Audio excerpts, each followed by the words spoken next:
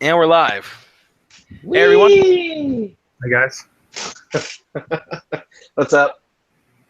It's All of nerds us, for the nerds everyone. of Everything. everything, everything. Not everyone. Not everyone is gonna like nerds, Moblo. No, but it seems to be a trend nowadays.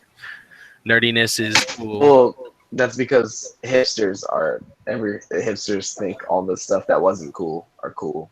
Yeah, Jalen, you damn hipster. I'm not a hipster. What the hell, bro? Hey, I don't take my typewriter and type my screenplays at Starbucks. Hey, Actually, that's too mainstream.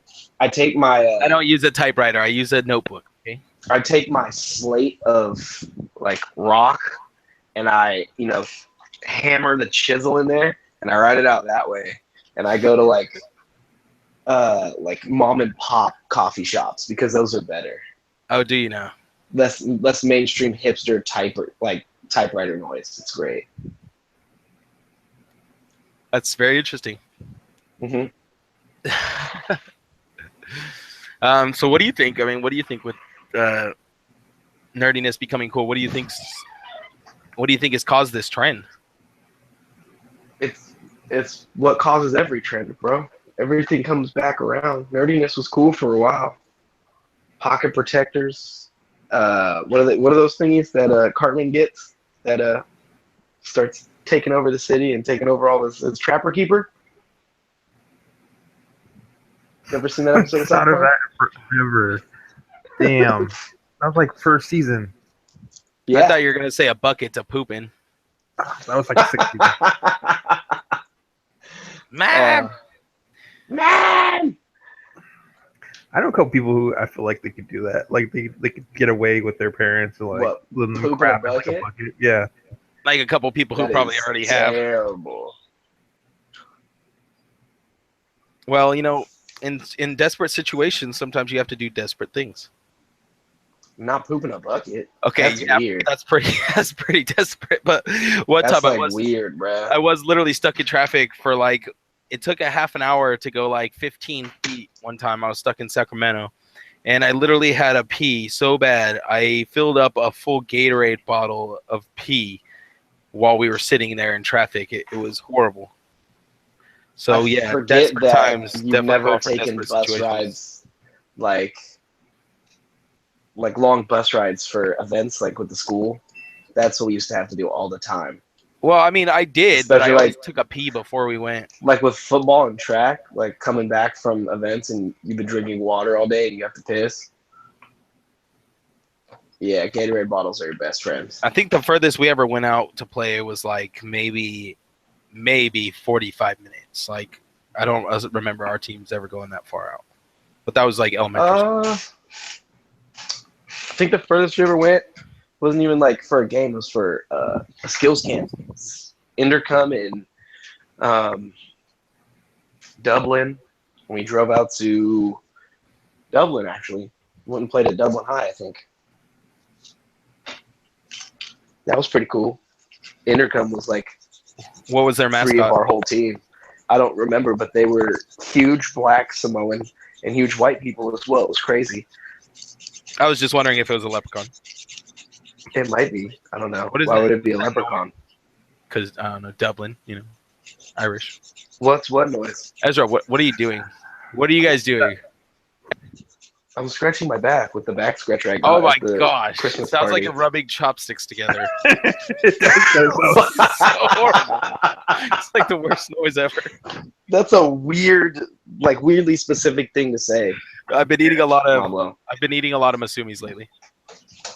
That's a weirdly specific thing to say. Like I said, I've been eating a lot of sushi lately. So that sound is pretty common for me right now. No, I just can't unsee that. I just see Jalen sitting there, with his phone on his bed or desk or whatever, and he's just rubbing two chopsticks together, like with a Oh, kind my of phone's in my smiley pocket. face. It's like, hey, what are you guys doing? You doing fine?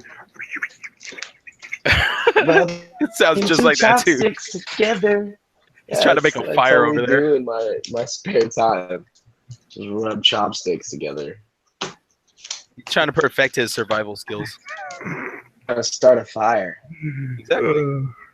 I see this as like this is the beginning of a really either amazing buddy cop movie or really freaking retarded.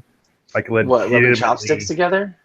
yeah, just the beginning of it. Do you know, son, that you can make a fire with 2 chopsticks? No, not a buddy cop movie. It needs to be like a buddy survival movie, like a year one type of movie or something like that. Yeah, Like and then he no, I actually was thinking has more to like start a Benjamin fire with Button. chopsticks later on in his life. Like that has to be the Like, that's one how skill he's- that keeps him alive. Yeah, The only the one thing. And his dad teaches him how to be like a survival expert. He's like a Delta Force person, like or like an Army Ranger. But he teaches him how to start a fire with chopsticks because it was the only thing he had. And he And then also that's the he only also thing that he teaches them how to remembers. tie straw wrappers together to create like ropes and stuff. What is he, the fast food warrior, bro? Sure, I why will not? beat you with this nunchuck that's made out of straw wrappers and chopsticks. And I'm gonna light you on fire Bro. with chopsticks. Light you on fire with chopsticks. You're crazy. Oh man. So I really think a lot of the Marvel movies Great and segue, things by have the had a big impact on bringing nerdom to the forefront of popular culture too. Before this, all like we had mentioned in the last couple episodes, is that all the superhero movies were really corny and just out of touch, and they were hard to relate to. And nowadays, they're bringing more of an edge to the movies and making them more than just superhero movies. They're making them multi-tiered movies, and I think having They're making them these actual big movies. successes out of these movies is really bringing a lot of more people into the camps of Marvel and DC and just different nerdums like Star Wars. Star Wars came back, like Star Wars made it one of the biggest comebacks, and it had been almost dead for quite a few years since the last 3 movies that they put out. So I think that had a big impact on popular culture. Yeah, I agree. Yeah, compared to like what it was, like you said, they're tiered movies. They're actual movies now. They're not just Exactly. something that they slapped together, thinking that they were gonna get the nerd draw. Now it's like, okay, how can we get everyone to this movie? Like, how can we get everyone to watch this? How can we make it for everyone? But I feel like those that's the original thing now. ones, They're not just for nerds now. I feel like the original movies weren't even geared towards nerds all the time. It was actually more geared towards trying to make a lot of money, trying to be a blockbuster movie, instead of trying to tell a comic story. And they came off really campy. Very campy and very corny. Exactly. And it alienated comic book readers and stuff too, because that's not what they read. That's not what they grew up reading. That's not what made them fall in love with these characters and things. So it kind of did a disservice because it like made those people feel isolated from the property, and it didn't introduce it in a cool way to anybody else either. And I mean, anybody else looking from the outside in would be like, "What? This is goofy. This is kind of dumb." Like maybe some kids liked it, but it really they really missed the mark with a lot of those movies. Yeah, I don't know. It's kind of a weird genre to sort out if you're not part of a crowd that enjoys these type of things. I feel like people can look in, they're like, "Oh, I can make money off that," and then you do for a second, but then people start realizing how crappy your stuff is when it's more geared. Like once you get past like the age 12, like I remember so many movies that I'm like, "Oh, that movie was fantastic," and I rewatched them again. I'm like, "Man, that movie sucks so bad," and it just disappoints. It's like all of the movies from the 90s. Pretty much. Except for like a Goofy movie. What was it? I knew you were gonna say something like that. Dude, that's my favorite movie of all time. I know it is. It's your favorite movie. I love that movie. Ninja Turtles, the third one, the one where they went back in time to feudal Japan. Ninja Turtles. 3. What was that called? 3. Something past. It had to have been Blast from the Past. Dude, Ninja Turtles. No, I'm Yeah. gonna look it up. Yeah, and It's Ninja like Turtles. it was the samurai one, right? Yes. Yeah. And that I really feel like that movie was just made for to sell more action figures. Honestly, like after a certain time, it was literally just called Ninja Turtles 3. Oh, Turtles in Time. Turtles in Time. Yeah. There we go. Just like the video game. Actually, I don't even think it was called that. I literally think it was just called Teenage Mutant Ninja Turtles 3. No, Yeah, I'll look it up right now on IMDb. Yeah, I think it was just Teenage Mutant Ninja Turtles 3. But anyways, yeah, like I think that was just like a cash grab from the studio. They're just like, let's sell. Yeah, it was just number 3. Let's just make them look like samurais, and we can sell a ton more toys based on their samurai versions. Because how many times can you resell the same 4 turtles? You know, unless you give them some new gimmicks every time. Hell, I remember. That's why the cartoon was great for that. Yep. I felt like Still is. great YouTube channel I like to watch quite a bit. Well, they're not great, but they're definitely entertaining all the time. Watch Mojo. They did Love Watch Mojo. yeah, they did like a top 10 cartoons that were literally just made to sell you stuff. So like Pokemon, Yu-Gi-Oh, Beyblade, Digimon. I think maybe in Japan, but I never really saw anybody play Digimon in America. Digimon was dope, but they I put love it out Digimon. too soon after Pokemon. It was trying to compete at the same time. Yeah, it Yeah, that was not a even smart though decision. in my eyes it was a superior. Oh, yeah. Well, it had more. Right. It was It just was a more. mature. Yeah, but they also had more characters for you to follow, things like that, and your attention span as a child is not that ready Yeah, to but follow those characters like 6 were like characters. 10 times more interesting than Ash and Misty. Yes. Oh like- yeah, The Digimon reminds me more of an anime style show, while the Pokemon reminded me more of like an American show. Like it felt more like an American made show Wait, in my eyes. so you felt Pokemon was more American than Digimon? Yeah, definitely. Yeah. Why? I Did you feel that? no, I kind of felt that Digimon was more American than Pokemon, because Pokemon, well, it's kind of funky because I can think of both ways, because I really enjoyed the Japanese sense of like wonder that Pokemon kind of drew, and like catching stuff and that type of stuff. But it was very cutesy. I felt like I wouldn't Too actually cute, say yeah, it was very much a kid show, like Exactly. from 3 to maybe I would say 10. Even 12. I mean, I was playing Pokemon up until like 14. You know?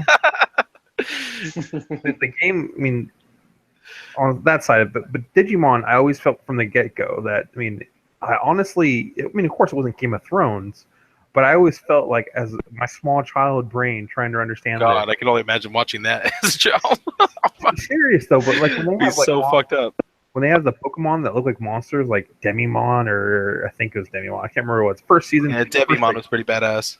So, and they're murdering people. Like there's bats and there's wolves and vampires. Murder people. Like there was never blood, but it always like, oh, last episode. Hey, as the nephew says hi.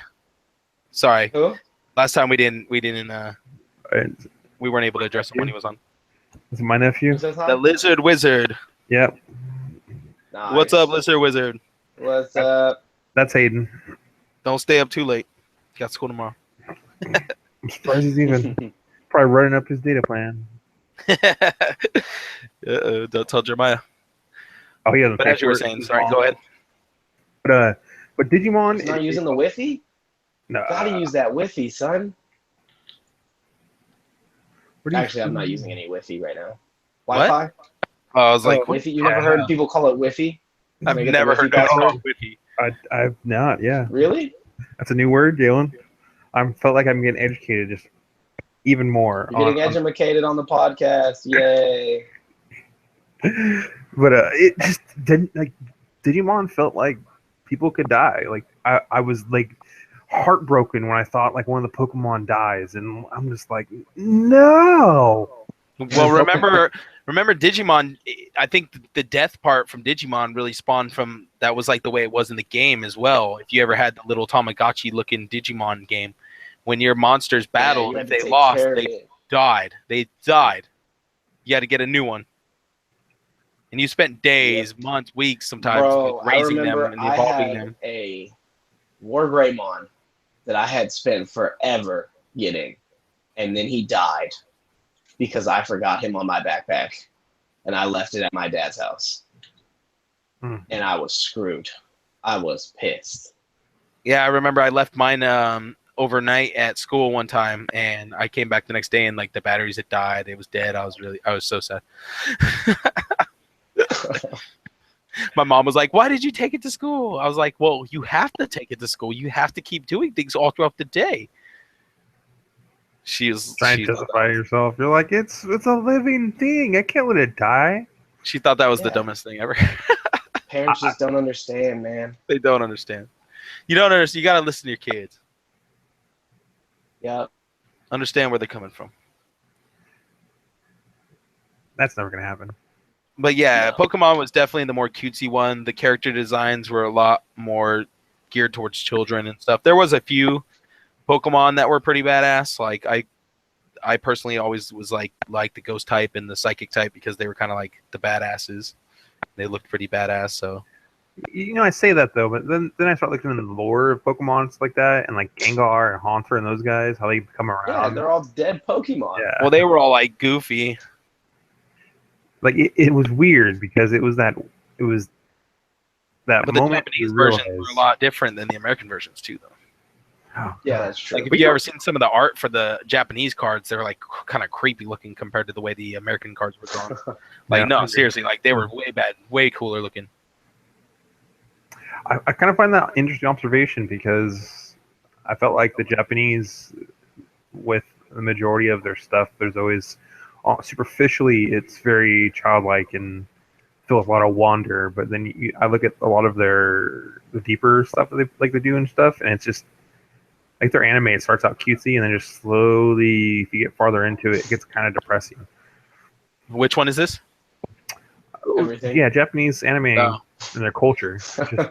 There's a lot of. It's that stupid saying that I always remember. I never forget the saying. You know, the waters run deep. You know, that's stupid philosophical bullshit. Like most of their shows, they have like this undercurrent underneath it. That's why I think adults can really kind of identify with it.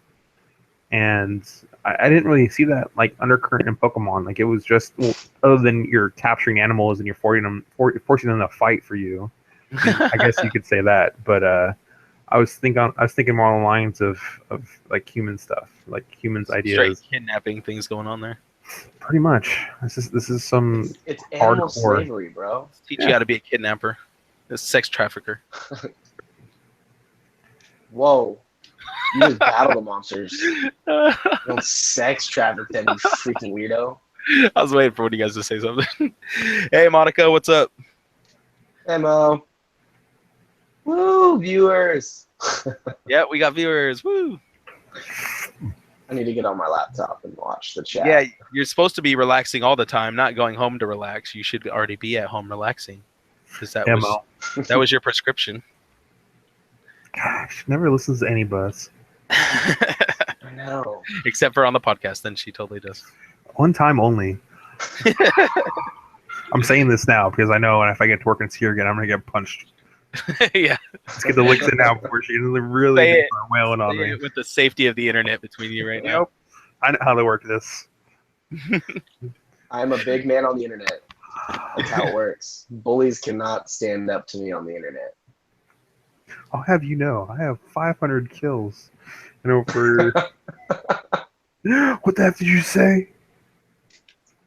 The funny thing is that Ezra, now I'm just reminded about that stupid video you showed me today. The blind kid playing football and how that was not right in any way because that is the most dangerous thing I've ever seen in my life. Dude, I'm sure there's an agreement. It's not like they sit there and put that kid on the field. Hey, let's not talk about Taco that way, all right? Taco.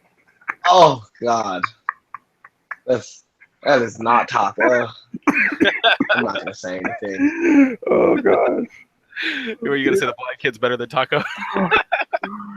No, he's not black. He's blind. No, I'm not gonna say that. He's straight up blind. Bro. No, it's I said blind. He's literally not seeing anything. He's just running around. Yeah, like they have them on the line, and well, you know that they have to sit there and have a little conversation with their teams. They're like, okay, hey guys, that's kid over there on the opposite team is Tim.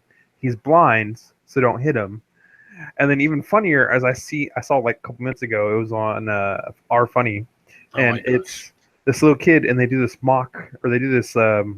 Make a Wish Foundation, and this little kid, he's like 4 years old or whatnot, and he has like cancer and he's terminal, and they give him the football, and the team kind of does this little mock block of him, and the quarterback pretty much just runs him around everybody, going really slow. And then out of nowhere, like their safety just Oh, that one's fake. That one's fake. oh, Yeah. I know it's fake. No one's gonna actually have a 4-year-old It's get like great. destroyed. But it's like it's so guerrilla So, style. That you Pretty can sure that actually happens do in like every sports parody movie too. There's like some guy who's just supposed to run it through, and then someone and they just tear his This ass. looks like one of those amazing Kodak moments, and then the kid just gets stripped in half. Like, wasn't it in the comebacks where they did that? I think They so. let like the No, radio it's like guy run the ball. Pretty sure it was the comebacks No, that they had the one kid on there. made up jacked up sports parody. movie. The little kid. And he gets smacked. He's like, I don't want to go back out there. I don't want to go back out there.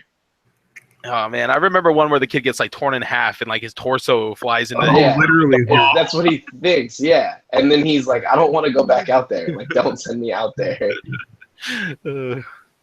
Or in comebacks when that one guy he tears his ACL. He keeps calling him ACL tear and stuff. It's a seal Terry. And he gets hit by a bus, gets He gets back hit up. by like all this stuff. He And then gets, like, jumped on by the whole team, and then his coach spits a seed. He steps on the seed, and every bone in his body breaks, and he just shatters on the field. his leg He's just like, twists around ah! 360 degrees from a sunflower. It's like the worst thing I've ever seen. Yeah, off a It was sunflower disgusting. seed. It's terrible. That movie's so dumb. The movie's love it, though. hilarious. I love it. I love that movie. It makes fun of all like the little It's like high the school scary football movies that they movie make. of Varsity Blues, and and Friday Night Lights, and all those movies. Friday Night Lights, Remember the Titans, Radio. We Are Marshall. Yeah. No, I think We Are Marshall wasn't even out by then. No, But, We Are Marshall was out by then. Oh yeah, okay. Yeah.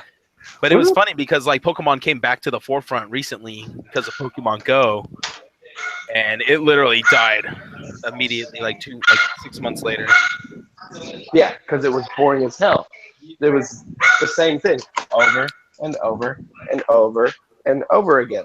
I honestly think the Like- coolest aspect of the game was the fact that it got so many people out of their houses and like walking around and like socializing. It was actually really cool. Like I remember me and you went out quite a few times. We'd go out to like Modesto and stuff and just walk around and hunt Pokemon for like 4 or 5 hours straight. And there was tons of I people out don't know there. about It was 4 or 5 awesome. hours, but like Dude, we that would one go time we were out there, there for a while. Yeah. Marcus always wanted to go till like 2 in the morning. Yeah. I was just like, no, I have a life. Literally looked like a bunch of And things I need crackheads to walking do. down the street Dude, I did that. looking for their For Pokemon. real. With I your did that phone out one and walking time. into poles and stuff. Like a bunch of crackheads on their phones. Jalen, stop your dog fighting ring. It's not a dog fighting ring. My dog likes to get anxious and show that she's a good guard dog and bark at me while I'm in the house. But she knows me. She's gonna attack me, and then she walks over for me and like, I did good, pet me. And I'm like, you barked at me. You did nothing. But I will pet you because I love you. She's making sure you're minding your manners. Which dog is it? It's Roxy. It's our oldest one. Damn. Yeah. She's a little forgetful. Oh, hey, Jalen. Hey, I know you. Oh, that's a random guy. You're in the gonna house. pet me? She's like, Freaking dogs. Always no, feels you like. just barked at me. No, I hate you. I hate you. All right, so Ooh. Netflix, Marvel, anything in general. Marvel, Netflix. So far, Daredevil. how do you guys feel about like the arc of all of them? Of how do you think they're doing? The overall story Um, arc could be better connected, I think, in my opinion. They tie a few things here and there, but not nearly as much as Agents of S.H.I.E.L.D. does to the the movie, Like the movies. MCU. So that's my biggest complaint with it. What do you think, Jay? So far, I think their first one was the best one. Or not their first. Jessica Jones come out before Daredevil? No, Daredevil's first. So Daredevil was by Jessica far. Jones. I don't know how they did that with their first one, right? They set a template and they had it perfect. Like literally perfect. Both seasons of Daredevil had me like awestruck. It improved upon itself and improved upon itself episode after episode. And then Jessica Jones is good, but not great. Luke Cage, good, but not great. Iron Fist, it's sort of hit and miss right now because like I'm watching it, I'm like 4 or 5 episodes in, and it's like it's hard to like it's not sucking me in like Daredevil did, to where I had to binge watch. You know. Let me rephrase what I said too. Actually, in Jessica Jones and Luke Cage, on Jessica Jones, they did a really good job of incorporating Luke Cage. And then when Luke Cage came along, they kind of just dropped that whole thing. It was kind of like it never happened. So that kind of hurt the continuity, I feel like. Also, I don't know how Luke Cage and Iron Fist stories are going to be connected. I don't know right now if they're running along parallel lines of time, or if they're even in the same city.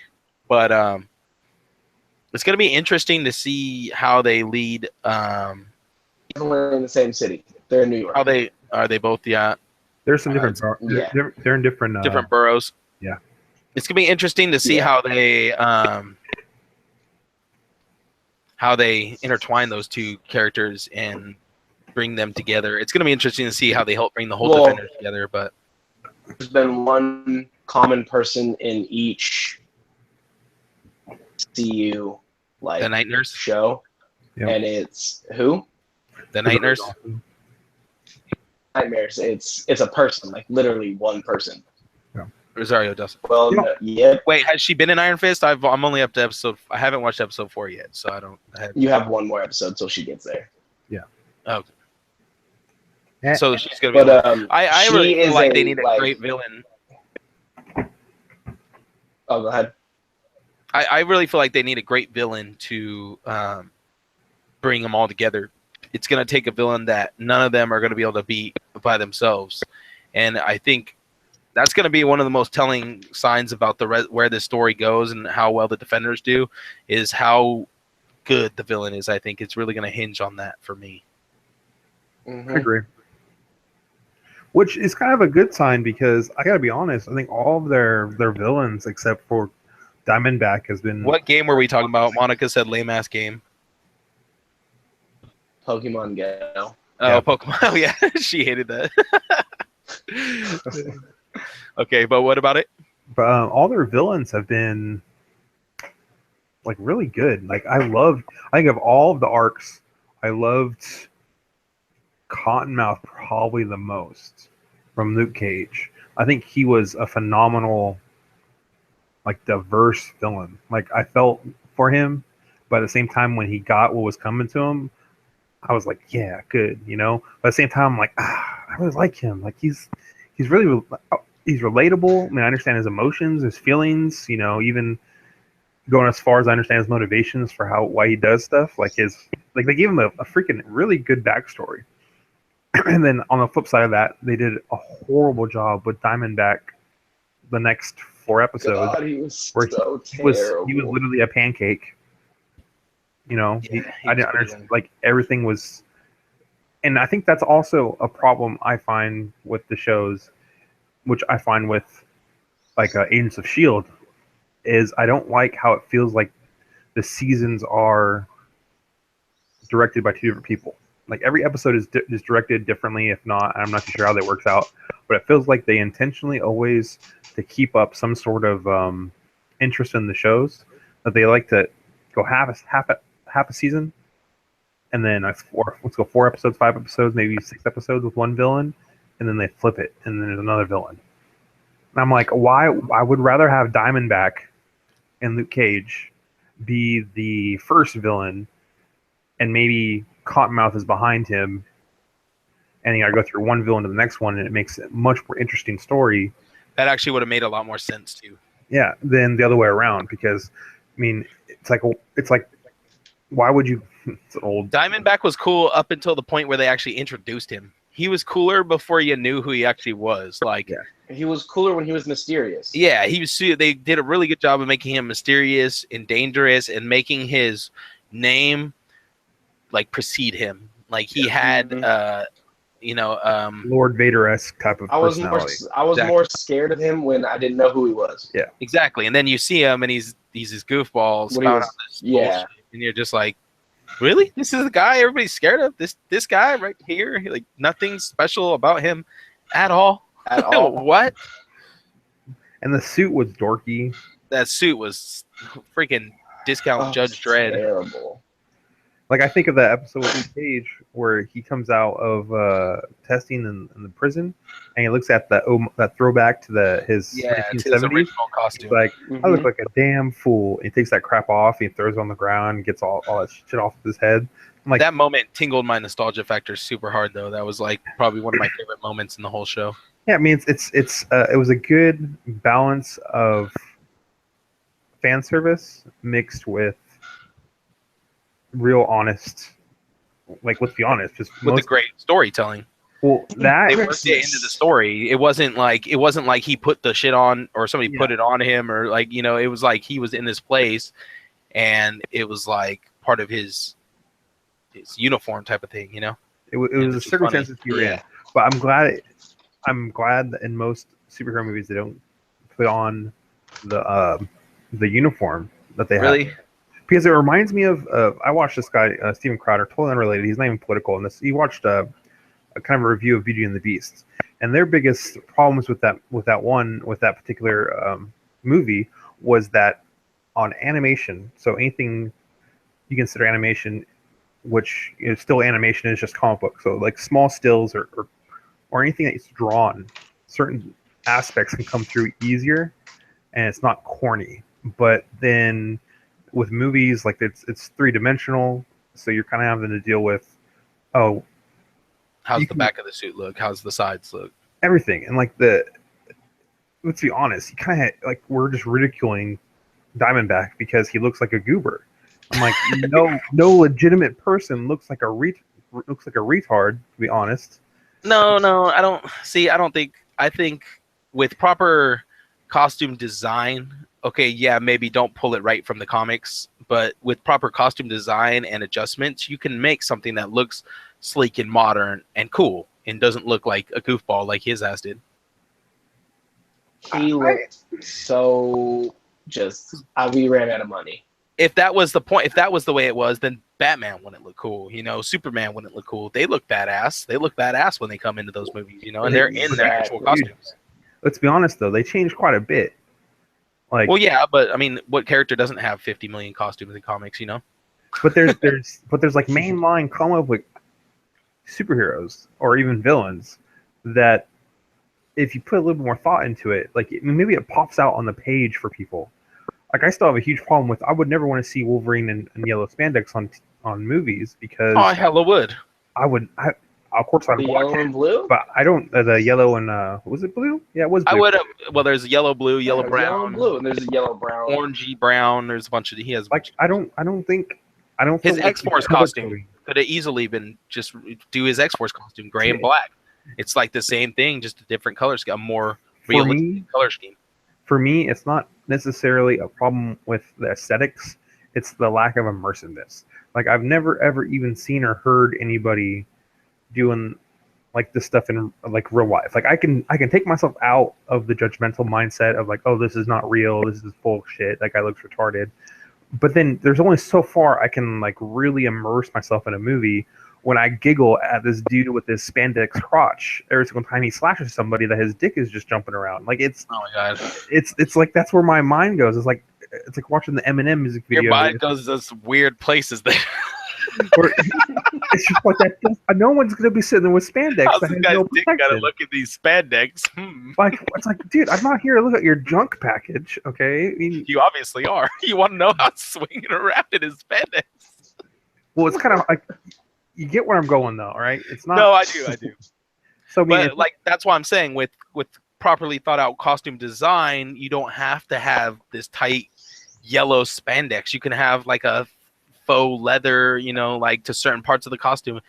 That's the main thing too. Is costumes, like most of the costumes, like when you see them, they look like they're drawn all the same. But if you were actually to realize and like put it into real life, it would be different textures in the suit and things because, you know, like you're going to be able to have to move and fight and do whatever it is you do. Like Spider-Man ain't going to be wearing Iron Man armor and doing acrobatic shit, you know. It's just not going to happen. Well, he has the Iron Spider armor. Why even have a uniform? Like, I understand, like Daredevil, protect your secret identity. It's like, why are you? Why? Why? Because you're Wolverine, and people come after you to try to make you their weapon, like you mentioned in our last episode. You wear a freaking baklava on your face, and that would block it. And you don't need the full regalia of having some seamstress in like New Jersey make you this amazing like yellow costume. Hey, he was a seamster, okay? And okay, was special. Well, the thing is, like, if you want to see stuff like that, there are comic books where the superheroes don't wear costumes and stuff, where the superheroes are more like regular people and they're understated. But I like the X-Men and I like their aesthetic, and I would have killed to see them in some sort of rendition of the uniform other than this black, everybody looks the same leather outfit like they did in the Stinger movies. I just can't. That's just my thing. Yeah, no, I understand. Because look at the BVS costume design. Look at Marvel Civil War costume design. Those for the most part, their costumes are on the money for what they look like, and they look great in the movies. That's true. Do you ever think Iron Man looks like dumb, like, or do you think like Falcon looked bad, or you know? I felt like with Iron Man, it's an interesting difference, like a dichotomy with him, because literally his uniform is kind of his superpower, for lack of a better word. I mean, he's smart, he's a billionaire, a philanthropist, and all that stuff. But he could literally wear like a plexiglass costume, iron glass costume, like if he wanted to. I always felt like my favorite type with him was War Machine. I didn't really like the yellow and gold and the red. Oh no, I love War Machine. Yeah, War Machine is definitely War Machine's better. Is more intimidating. Like, I don't initially mean like the mini cannon. Like, it wasn't even just his weaponry. Like, if you're going to intimidate somebody, I mean, people tend to like. You want to look like the Oakland Raiders, basically, silver and black. Then the color scheme works, and that's why people use that a lot. I mean, whenever you think of Dementors or the Nazgul from Lord of the Rings, you think of dudes in these black cowls, and that kind of inspires fear. And it's kind of like one of those deep, like primal mental things. Like, it looks like death. Yeah. Why, you know, if you're Wolverine, for instance, I don't really understand why you want to look like a bumblebee, considering to have like a black uniform where you like. I personally think Canadian, man. He's Canadian. Come on. I personally think my favorite uniform of all of them, at least he didn't wear white and red, was Daredevil. Like, this is true. Was Daredevil in Netflix? I think even his pre uniform with him, and there was like a conscious decision that he tell me you liked his pre-uniform more than his now one? Yes and no. Like, I'd rather have it like a regular face mask instead of little horns are sticking out the top of his head, because it's more practical. But at the same time, I understand like we talked about earlier about intimidation. His headbutts will do more damage now. It's almost like the aesthetic creates the suspense and fear that he wants out of his enemies. I.e., the reason Batman, so that they know it's him. Mimics i.e., the reason Batman wears a bat. Fear. And he's saying, "I'm the master of fear." Fear. Sound like you got some auto-tune going on over there. Yeah, sorry, I was fear. So hey, don't make fun of what I speak now. But like, all those ones are good, solid, like in intimidation factors. Batman, Daredevil, Spawn, like all those ones. Like, it's all intimidation. Spawn literally doesn't need a mask though, because he has no face, so he could get away with just like scaring the shit out of people. Well, he was Deadpool before Deadpool. Like, he wasn't as funny, but he was definitely violent. I don't know about that. I think Deadpool might have came before him. Did he? I think so. All I know is he was a dead guy with a messed up face before. No, it doesn't matter at this point in time. But They were both messed up. I mean, It doesn't faces. matter. uniforms are just one of those wonky things in my head where I don't enjoy the comic book versions on most of the time. I rather enjoy, like, if you're going to be a vigilante secret, like trying to be secret, you don't want something that like splashes and says, "Hey, I'm like Spider-Man." I never understood the whole "I'm Spider-Man" To protect his secret identity. unless like The whole reason. For him, it actually really matters because he doesn't, he's already felt like what happened. He's already lost somebody he loved because he didn't, Yeah. No, that was totally different. Well, I know it had nothing to do with his identity, but I mean, like, he realized that, like, people he loved can be affected, regardless. Like, he can lose people too. So he already had it implanted from his head that he can't let people know who he is or what he's able to do, Mm-hmm. Okay, this might seem like a little like out of line. The way my thought process is I think of Your thought processes usually are a little out of dude, line. this is gonna be bad. But okay, when the 9/11 hijackers, whenever Oh my they God, were where the hell did you go? okay, this Your mind went to the fucking roll randomest with place. okay, roll with All right, okay. go for it. Okay, the 9/11 hijackers. Wearing Batman masks. No, they look like normal people. Like they looked like you in your head. You think, oh my Oh, God, they look like me? They look like me? they look like everybody. Oh Like, my gosh. I could sit there and ask anybody. Like I know several Sikhs who You're live for triggering living. people tonight. It doesn't matter, but this is where I'm going. Like, if you're gonna be under the radar, if you're gonna be like, if you want to be a Spider-Man and you're literally flying through the air and you're doing this massive acrobatics and you really want to be like underneath the radar, you don't look like a superhero. Okay, his uniform, it's like, oh, it's easily recognizable. That guy's on the wall and he's hanging like a spider and he has the blue and whatnot. He's a freaking Spider-Man. Why couldn't he just be like, I think of Hellboy, for instance, in the movies, like he just totally was never there. And like anyone who tried to confirm that he did anything for anybody, like it was complete blackout from the government. Like he's not Yeah, real. but they had like Men in Black, like technology and shit. They were erasing people's memories. But I think it's just it's a problem with the structure of comic books as a whole. I mean, if you're gonna be a vigilante and you're not sponsored by like the government, like with Civil War, who was like acceptable, who wasn't, why would you go out of your way to be flashy and everybody recognize that you're this person? I mean, why not just go under the radar and get rid of your uniform entirely, unless it's like part of your power, like Thor is, or like that's understandable and like shit happens. It's part of your power base. You can't just get. Well, no, Thor could wear normal clothes. He's just not a normal person.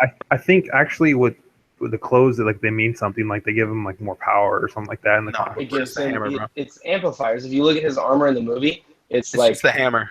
The hammer is the only thing that holds any other power than Thor. Yeah, but it also like it's supposed to like amplify his energy and like make sure you know that's Thor. Like, well, the thing is that like armor. Thor is already a powerful person without anything. He's super powerful. He's like almost god status without Mjolnir. If he wasn't that, then he wouldn't be able to be worthy of Mjolnir either. It's kind of a funny thing. Well, Mjolnir goes off your character. It doesn't just go off your. It goes off whether you're worthy, but we don't really know what it accepts as worthy or not. It accepts whatever the writer sure decides who accepts. So. Exactly. It's just a character. It's just a plot, like a story. Plot device, yeah. But I mean, it kind of blows my mind just thinking back. Like if you want to be a superhero and you don't want anyone to know who you are, then just dress like everyone else. And then like you're just finished doing superhero stuff, then you just drop into the alley and walk outside and like, yeah, oh but man, that's so fun. Then you're just like a murderer. If you don't dress up and do it, then you're just crazy. So if you're a murderer, if you dress up and do it, then you're just a villain. Vigilante? No, then you're a super villain. That's the difference. Yeah, I thought if you're a villain or a good guy, what happens on the inside, not the color of your costume. No, it's definitely the color of your costume. That's why all the bad guys wear dark bad costumes and all the good guys wear yellow and blue. This is like back in anime where everybody who's evil has shifty eyes and they're exactly. Shifty, then just going back to the archetypes. It's just the Western archetypes. It's just that's the version. That's pretty much our version of it. Is we don't sit there and show people who are like with eyes or facial features. It's all about their clothes, which is true because whenever I see Lex Luthor in comic books, either he's in like a really sophisticated armor suit, or he's always in like a well coiffed business suit. Depending on which angle. He doesn't have any hair, so he's not like But he always looks like that's also his costume. Like he's a businessman first. Like that's a businessman. I felt you. He's nothing special. Just a businessman. Well, you remember just a normal guy. Aspirations of taking over the world because who hates people that are better than him. Remember Kingsman? Because he should be the best person on earth. Kingsman. What's the word I'm looking for? When he was talking to Eggsy, he's basically Donald Trump without hair. Yeah, well, depends on how you want to roll with that. But I was thinking of Kingsman and Eggsy, where he's talking about the suit and like what the suit means. Like it's the modern day version of armor. Like you gird yourself with this type of stuff to create like a what you want to be. You know. Well, it was like bulletproof. Or if you're John Wick, it's actual armor. Well, I don't mean like the physical. This is Kevlar too. Like I know. I just Kevlar. I had to go there. So yeah, man. I guess the clothes are much easier ways to sit there and like do like an instant judge type of thing for comic books, because sometimes it is hard. Sometimes you walk into a comic strip and like one block, it's like what's going on, and you can just glance around and you're like, oh, that guy has some sort of creepy ass like suit thing going on. He looks kind of dark, and you're like, oh, that guy's immediately an evil guy or a villain or something. And like everyone I see in a suit now is just like a bad guy. Pretty much. Yep. Damn bankers. I think that's kind of a sign of the times. I think somebody I end up listening to, they're like, more often than not, whenever social issues are like really big and you can't really trust your government, you get a lot more shows. The figure is the bad guy.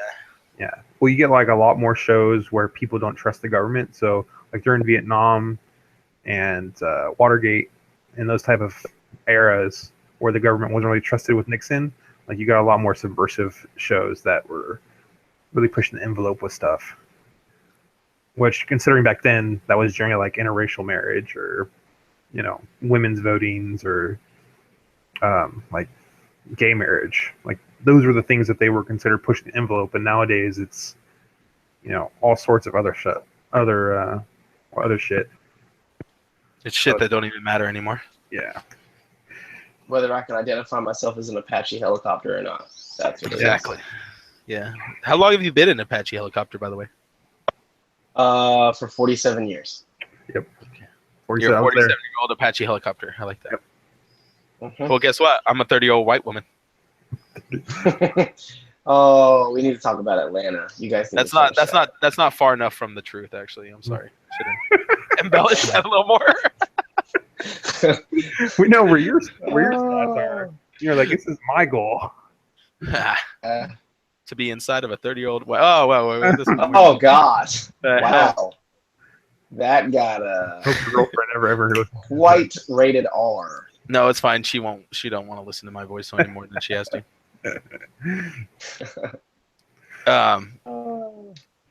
But like, yeah, right now, what's up with Marvel? What's up with Marvel's whole motif of putting people on insane asylums and shit? Because that's like I've been watching too. I've been watching an online. Like I've been watching an ongoing series about people that are just crazy in the Marvel universe. Ezra, do you feel like that now? I don't think it's crazy. I think this is like kind of like I was talking about earlier about what are issues that are kind of plaguing society. I think mental health is a huge hot like button. It's almost like clickbait. And when you're put in such extreme environments, it makes for good drama. I feel like it's the go-to scapegoat right now in our country too. Like if anything goes bad, like blame it on mental illness, blame it on something other than the real problem. Well, I think mental illness can be a really big problem, and people don't consider certain things mental illnesses. Like I think most drug addiction is a mental illness. I mean, yes, there's a physical dependency, but usually it's a personality type that likes to get addicted. It extends from a mental. Yeah, and I think a lot of times that's with violence too, and people who like to hurt other people. It all stems from the person's mind. Like where are they willing to go and what they think is okay behavior.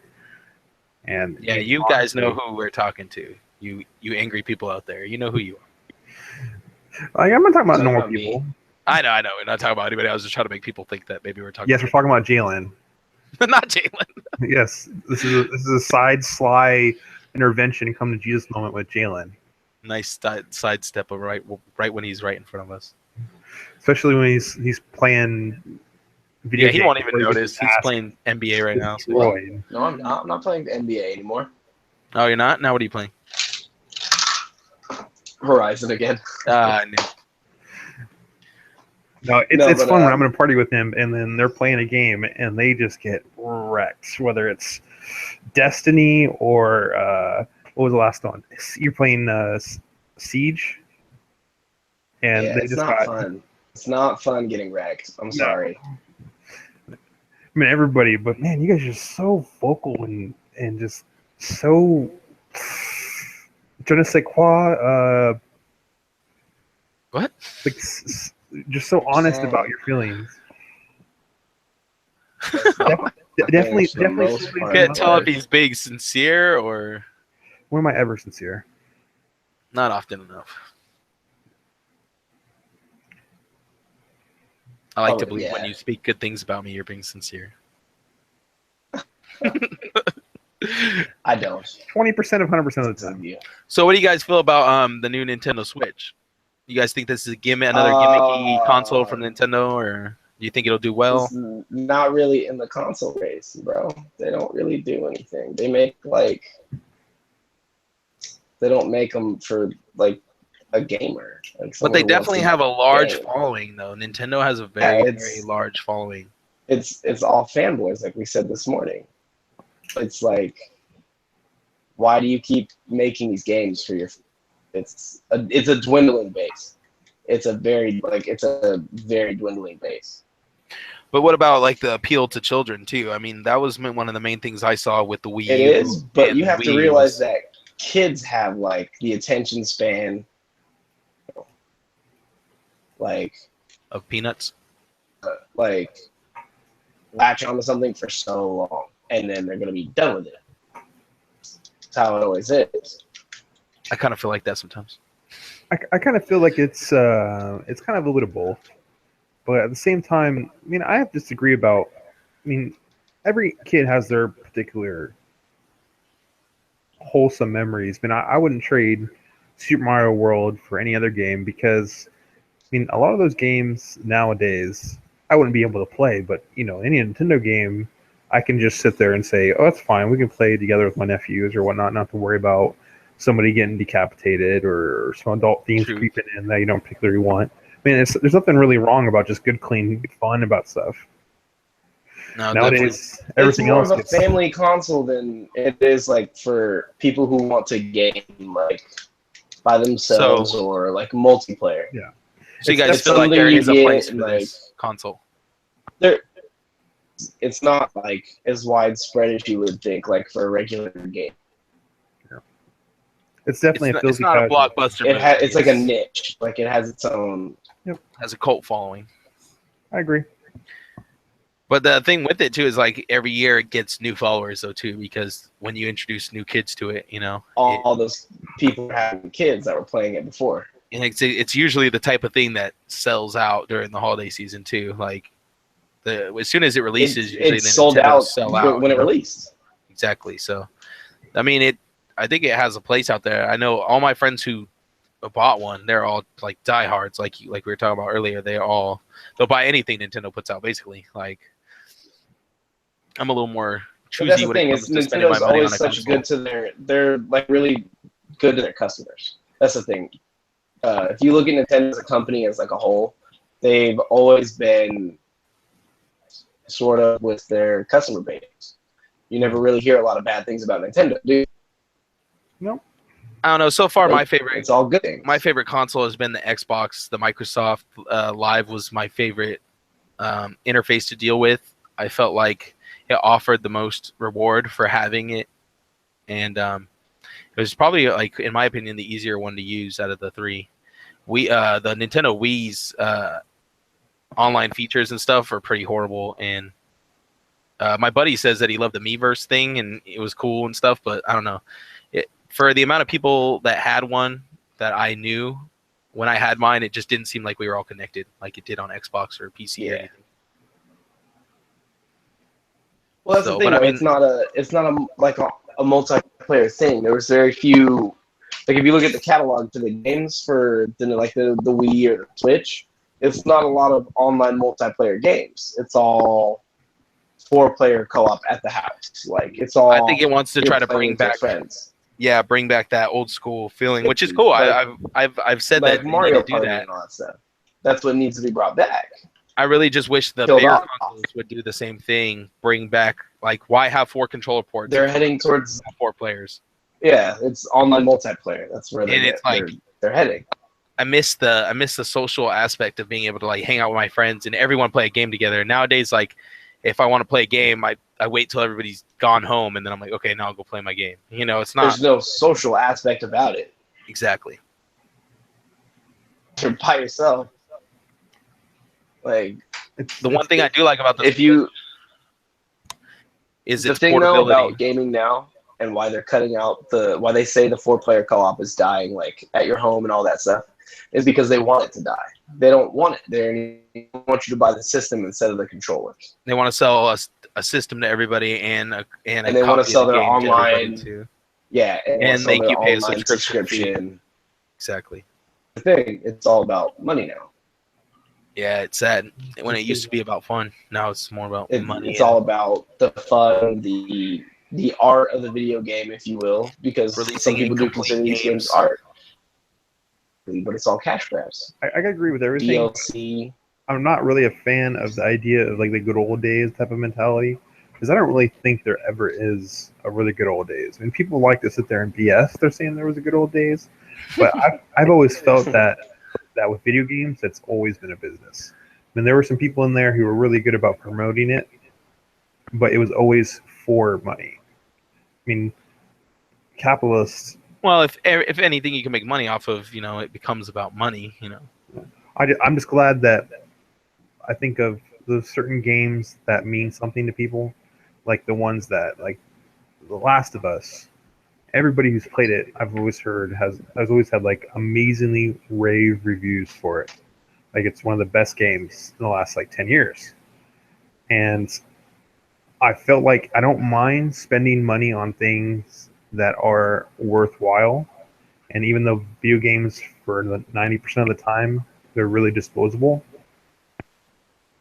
those games that mean something to you are well worth it. I mean, I've never been a fan of the idea of not paying somebody what they're worth. And if it's worth $60 and I feel like I get the replay value out of it, I think consoles just need to really catch up, because there are so many PC-style games that have that replayability that with console, the only ones I felt that can do that are the ones that are mooching. Well, I wouldn't say mooch off the bad word, but they use the same formats, the massive online. I think of Destiny, even though they want to sit there and say it is an MMO. I think Jim would agree with me. It is an MMO. It's the closest you can really get. Oh no, it's definitely is an MMO at its heart. Yeah. So I mean, that came out of the.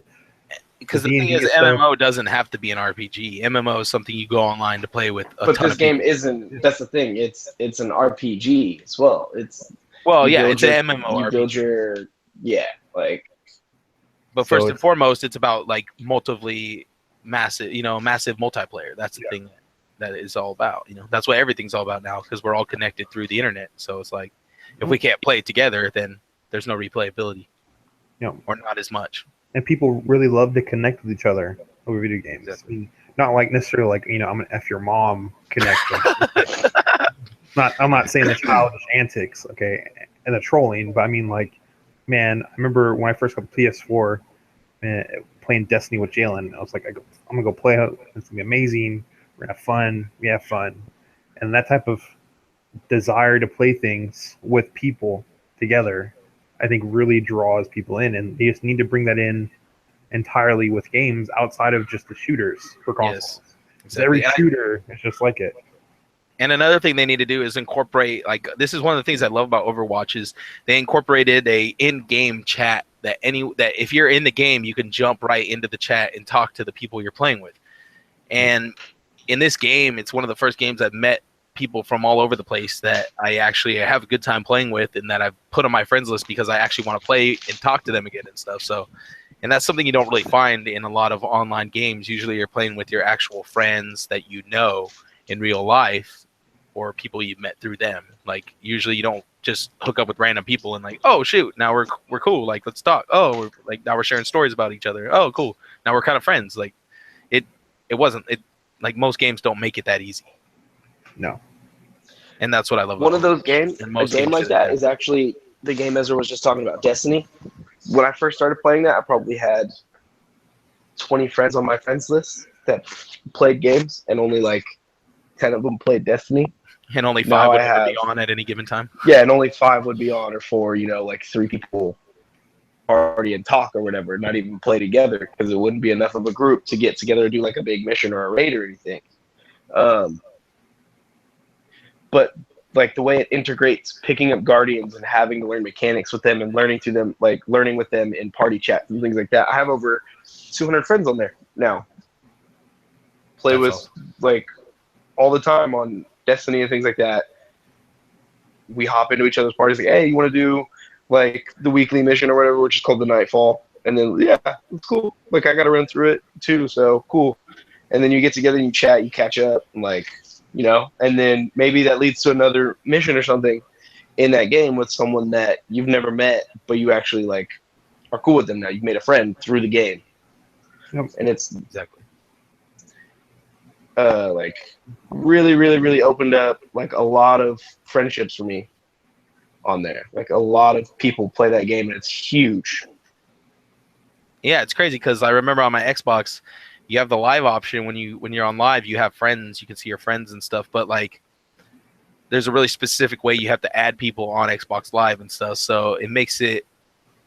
I mean, when I was on Xbox Live, I think I've only played with my buddies through Xbox Live a total of maybe 4 to 5 times the whole time I've had one, and that's weak. Like, man, I bought it so I could play with people mostly, like that's why I bought a new age console, was to play with other people, but I barely ever did it. So like, And I also feel they just need to make it more accessible. that's kind of the weakness for Nintendo. They don't really understand the aspects. And if you really want to understand somebody, you gotta listen to them. And I don't mind, like we said earlier, about the 4 players. Like I think of the idea of Mario Maker, the Mario level maker. And like I didn't play it, unfortunately, but I heard the biggest problem with that game was trying to find new levels. You had to know like a 10-digit specific code for each particular level. Oh damn! And to put that in to find other people's levels. So that's huge problem, like a huge impediment for them being able to play that. Or if you look at Steam, They didn't have a feature section where they featured levels or anything like that.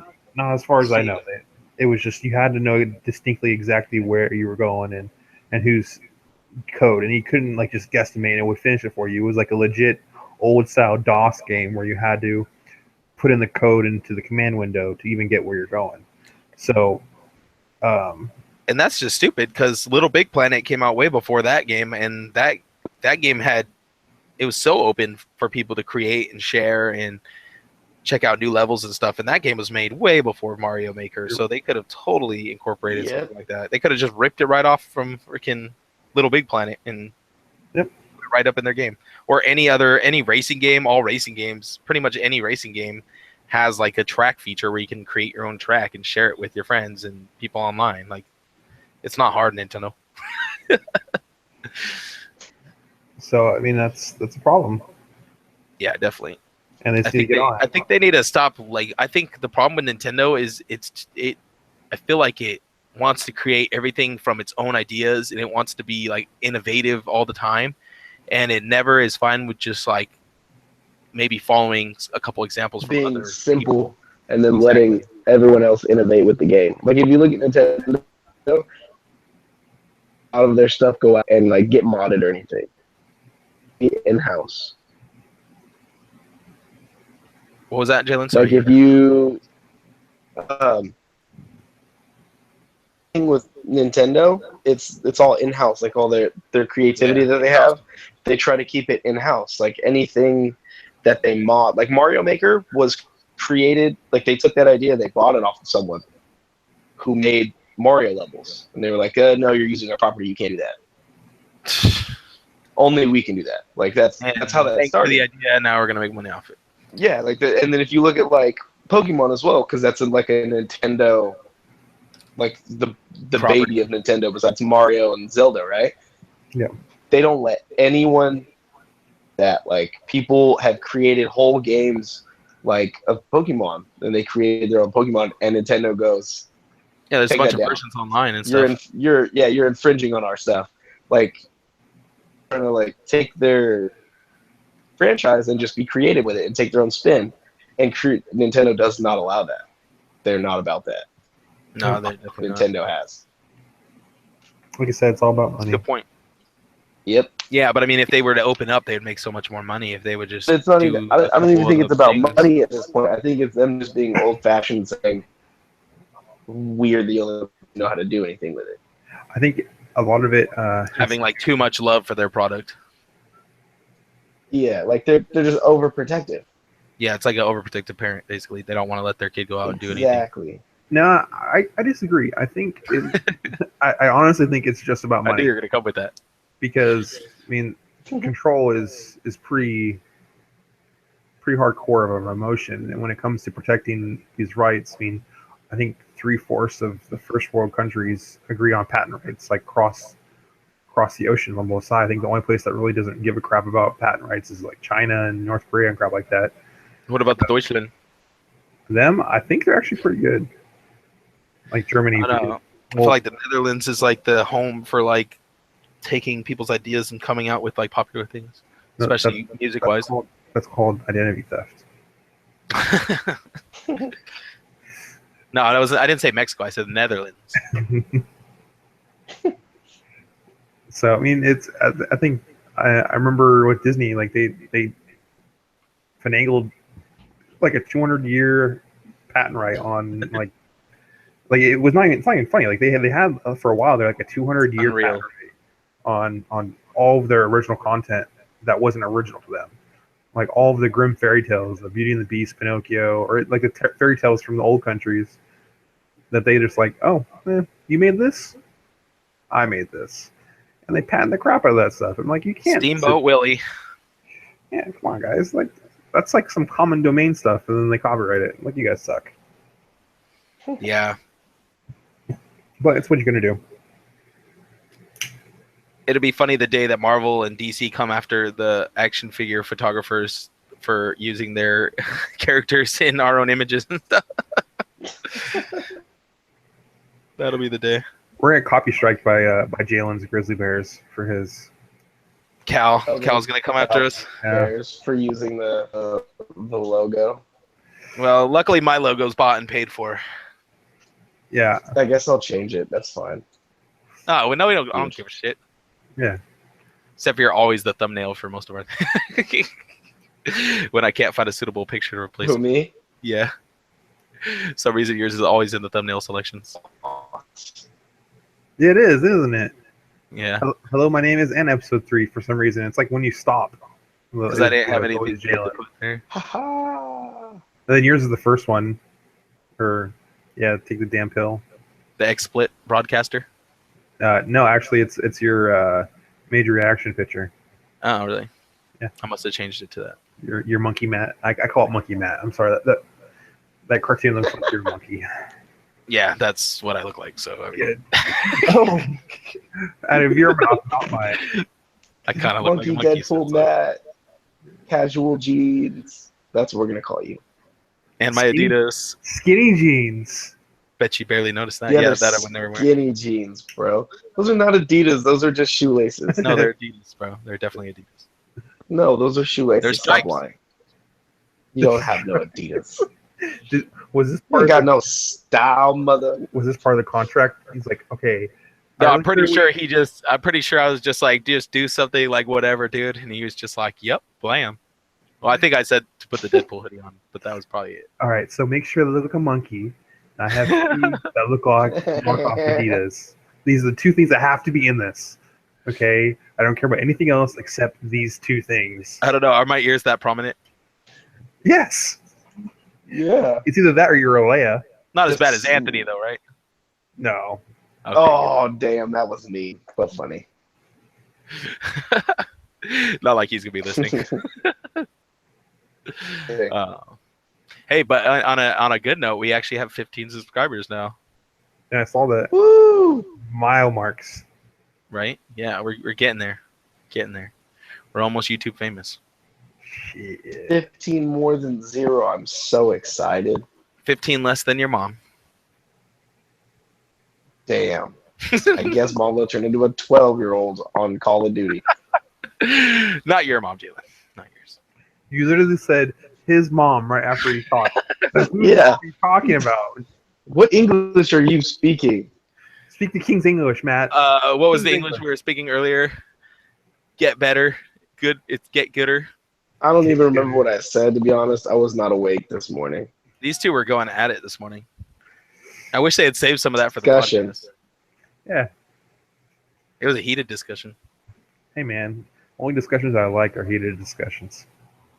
Yeah, and not Heated topic. we're not talking about those phone sex. It lines. requires a heated discussion. Shut up, Matt. Monkey-eared looking fucker. You're a monkey fucker. All right, so shoot, I ain't got AIDS, bro.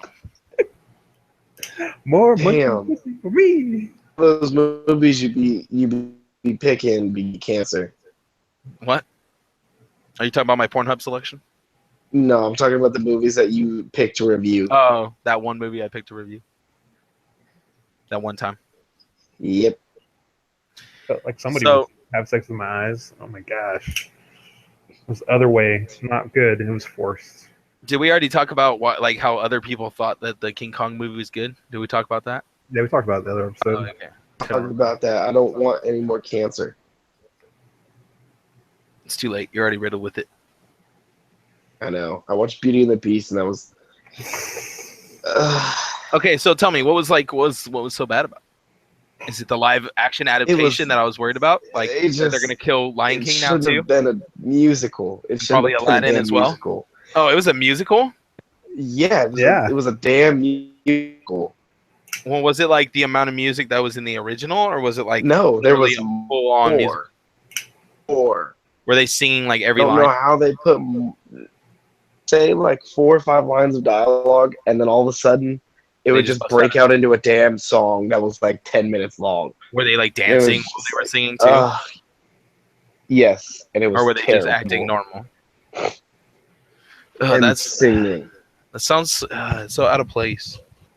Dude, If have to I admit, had lived in that village and I saw someone just burst out into song and dance, Did she do like the I would original? Was it like probably the hit original them in the score? head with the.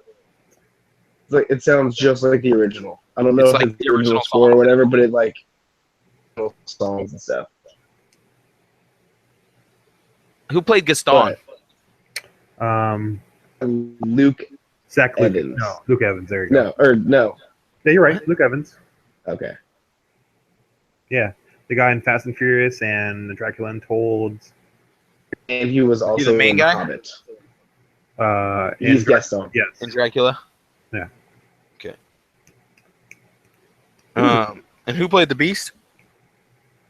The Beast was played by I don't know. I've never seen the guy. I think I think I'll look it up. I knew the what's his name was the Candlestick. It was Ewan McGregor. How was Emma Watson? Was she good at least? Jalen? Oh my gosh, she got dropped. You think it dropped him, or you think he dropped his? I don't know. It just kicks every time I try to go on like IMDb. It just kicks me off. Oh, Really? Oh, are you? Because Yeah. you're on your phone. Yep. Oh, that makes sense, I guess then. I don't know why it doesn't do I that. think with it any doesn't do other that to app. me. So You're a okay, butt face. I'll just so get my favorite laptop. villain out of the Marvel Netflix series has been the Purple Man. so far. He was The the Purple most Man? convincing. No, he and was not. No, dangerous to me. Cottonmouth. Like Ezra said, Cottonmouth, or the dude that Daredevil fights, the leader of the Kingpin? Hand, or like the Nobu? as well. I forget Nobu about was weak. Kingpin sometimes. Kingpin was cool, but I really think the Purple Man was like the scariest villain out of them all, in my opinion. See, I think Nobu was like weak dialogue wise, but like what he represented, which was like a physical hurdle for Daredevil, like for Matt, The what? because he was hurdle, like Oh, okay. because he was better trained, better with everything, and he still had to fight him and like prevail. That was his thing. He And he wasn't blind. couldn't. He wasn't blind. You know, like he had to face this man who's Blind. his equal, but just better. No, Nobu was never blind. Oh no, sorry. But That was like that was the thing his. that made it better. Was he wasn't blind.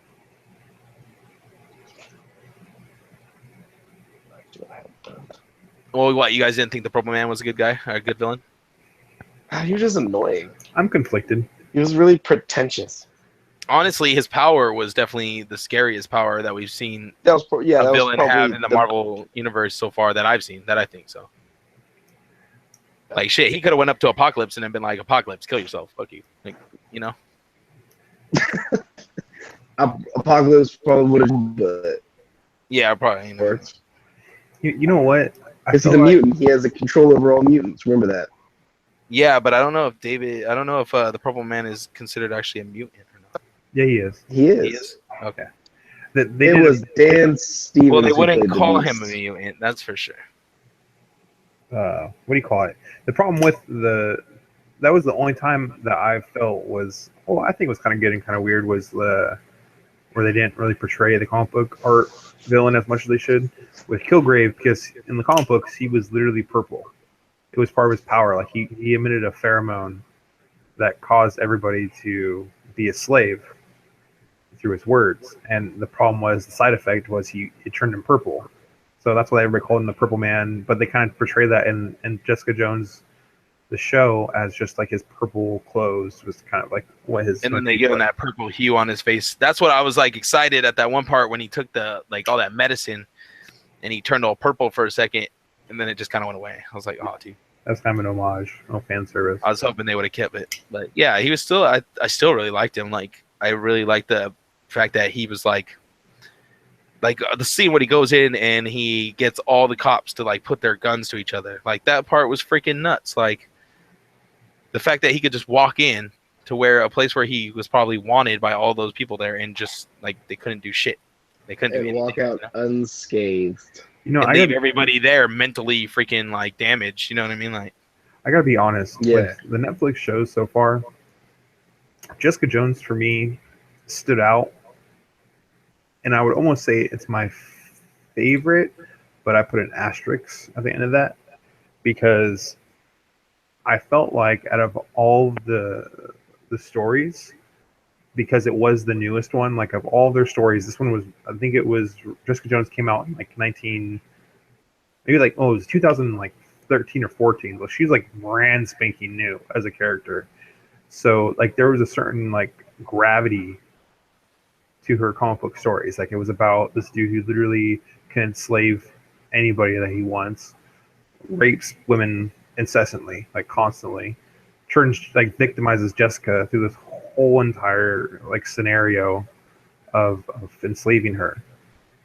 But it's all psychological, he doesn't ever rape her. He just, I think she's like the only one he didn't rape, right? Yeah, he's the only one that he never touched. And because he wanted her to want it or something like that, right? Yeah, he had like that weird sick pathological like narcissism where he needed her to want him instead of him making her want him. Seen over her because she had that power over him, Yeah. And I mean, it was just a really heavy ass show. Like it was super duper. Like the context was probably the darkest I've ever seen any sort of superhero style. You want to put it like that, out of like Stephen King with the Dark Tower, or like that type of stuff. So like with hers, I really can't say her measure her really realistically with the other ones, because they didn't have the same type of emotional turbulence. Like I was really conflicted with that whole entire show, and I really felt for Jessica and all the other stuff. So it's really hard for me to measure up. Yo, you guys still there? Yeah, I'm still here. Ez, you still there? I think he dropped his mic. Something happened with your mic. Yeah, you better reconnect. Drop out and reconnect to the call. No, you're making a hella weird noise. I'm back. Sorry. Okay. So The hell, did you hear that? Like somebody else was talking to us through your static. It was Yeah. really weird. yeah. So I mean, it's really hard for me. Like I can sit there and say back to back that I like all the shows, but I really like inside I feel uncomfortable trying to measure her up to other ones. So I kind of just shuffle her off to the side. Like, so I think of Daredevil She gets her own as my category. favorite. She really does, because that was some heavy ass shit. And they But the really thing is I put the beginning of Luke Cage with that, because it deals with a very real thing too, like what Diamondback was, or Diamondback, but Cottonmouth. Cottonmouth was a real villain. Like that's a real life thing. He was like a drug lord mixed with like a businessman. Like this is what they do. They get a business to hide their like drug stuff, and they like funnel it into the community that they're supposedly uplifting. You know, Yeah, I worked for a was guy like his that thing. once. Oh, But that's crazy. a different story. No, seriously, this dude was a dirtbag. No, like if we're getting down Definitely to didn't like get just back to the community deep either. messages, like if you look at like what Cottonmouth was doing, this is what made him so great villain. He was community outreach things, yet he was employing all the young men in his neighborhood, in his areas, his turf, as he would say, to sell drugs and like be bodyguards and just do like illegal shit. Like that was what they were doing. They're running guns, drugs, money, all that stuff, and they were peddling it to their community.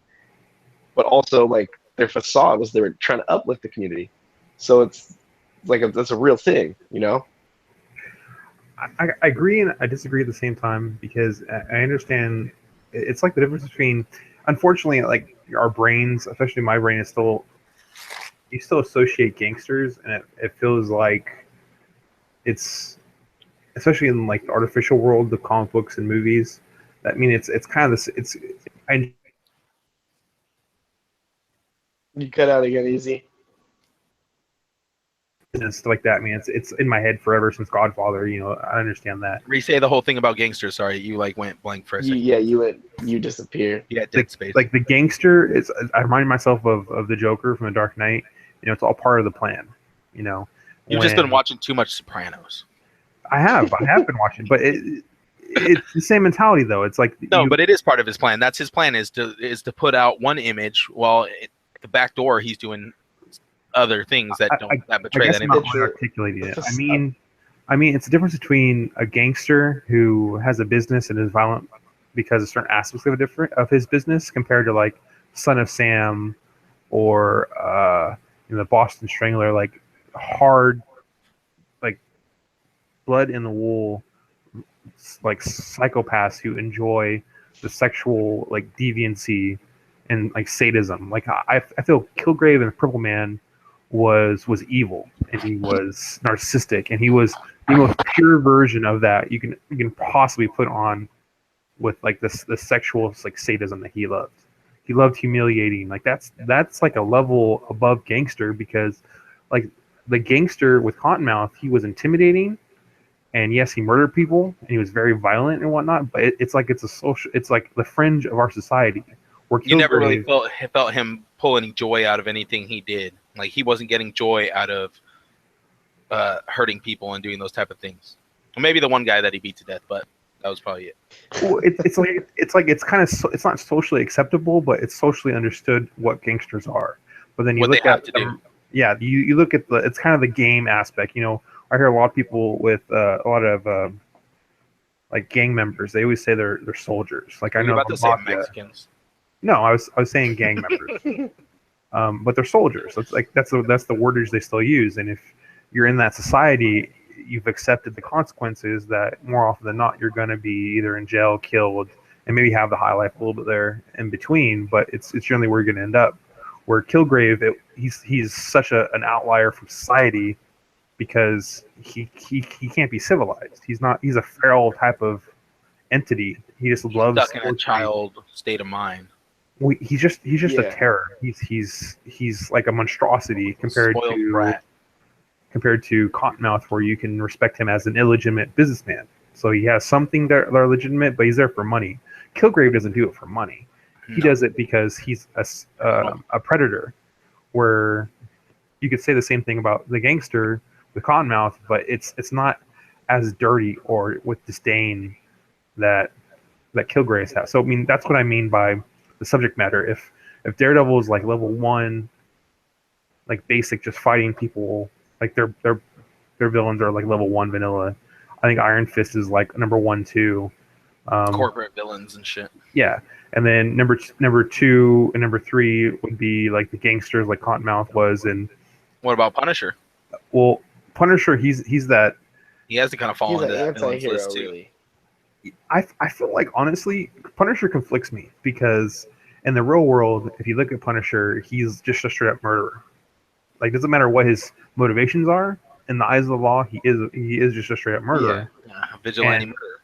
And I mean, we like to put words like vigilante or hero or stuff like that over people, but unless I can think of Iron Fist for this. I mean, like if you kill people in our society, like consistently, you're a murderer. Like Or a it's- serial yeah. killer, one of the two. I mean, you do it for funds, kicks, or whatever. I mean, you Probably go to both. jail for this stuff. So unless You do you're it because you you're have a the shady ass motherfucker. yeah. Sometimes like me and Jalen this morning talked about Trayvon Martin and George Zimmerman, and no matter what, George Zimmerman will always be a murderer or a killer, depending on which side you want to sit there and throw that out of. But nonetheless, he killed somebody, he took somebody's life, and that's a huge. Notch on your belt. Oh, sorry, that's not what I meant. Not sure. Like that's a huge weight you have to carry on your shoulders for the rest of your life. Yeah, and you can say that with anybody. People have gone to war. I mean, Yeah, but whether if you did, then the reason you did it for, though, that can be either a weight you carry on your shoulder, or it could be, something you thought you did right, depending Yes. on what your I- state of mind Exactly. was. I think of Band of Brothers, watching those guys. And a Not couple- everybody feels regret or guilt for the actions they do. Well, one of the guys in my church, Ed, I won't say his last name because I don't want to throw him up on there, but I know this man. He went through Vietnam and he saw a lot of horrible stuff, and it was still sanctioned by the idea of this is like war, but human beings, like that's kind of like the understated and unfortunate. I want to say, however word you would have for like the whitewashing of war and battle and violence, like everybody who's actually a hero. Like a coping mechanism. Yeah, well, it's like back in the old days when they said you should go to war. It's gonna be glorious and you're gonna Propaganda. have the propaganda. It's the same things that Muslims are told that if they blow themselves up, they have 70 virgins, or any of the old religions that say you're gonna have 70? rewards. I They don't know. told me I'd only be 72. getting 50. Yeah. Wow. They lied to you. So I mean, superheroes. That's kind of the unwritten thing you don't really say. There's going to be a cost, and they really kind of shine that light in Jessica Jones. Like it's the hero can be victimized with people who have more power, and that's the idea. That's really what is the real world. Making a powerful person and making them powerless was like the best part of Jessica Jones. Yeah. They took this woman who Yes. should basically have no problems because she's like built like a Mack truck and can take on other Mack trucks that are bigger and blacker than her. But basically, she basically gets victimized and treated like, she becomes like a little frightened child whenever, Kilgrave's around, and you don't ever see. It's very rare that you see a hero affected like that. I think the only other time we really saw a hero affected like that was probably Tony Stark, and I can't remember if it was Age of Ultron where he saw that weird. Yeah, I think it was Age of Ultron where he had that weird flashback. Mhm. That was probably like the only other time I saw a hero who looked helpless and like scared, and where they became smaller than a hero. They became something less than a hero. I think of the Superman the animated series. I think it was, or it might have been Justice League. I can't remember. And it was a scene where Superman had got brainwashed from Darkseid, and they returned him, and they were pretty much invading all of Metropolis, and they ended up throwing back Darkseid, and then Darkseid uses, like, he sits there and he says, you may have won the battle, but there's always going to be casualties.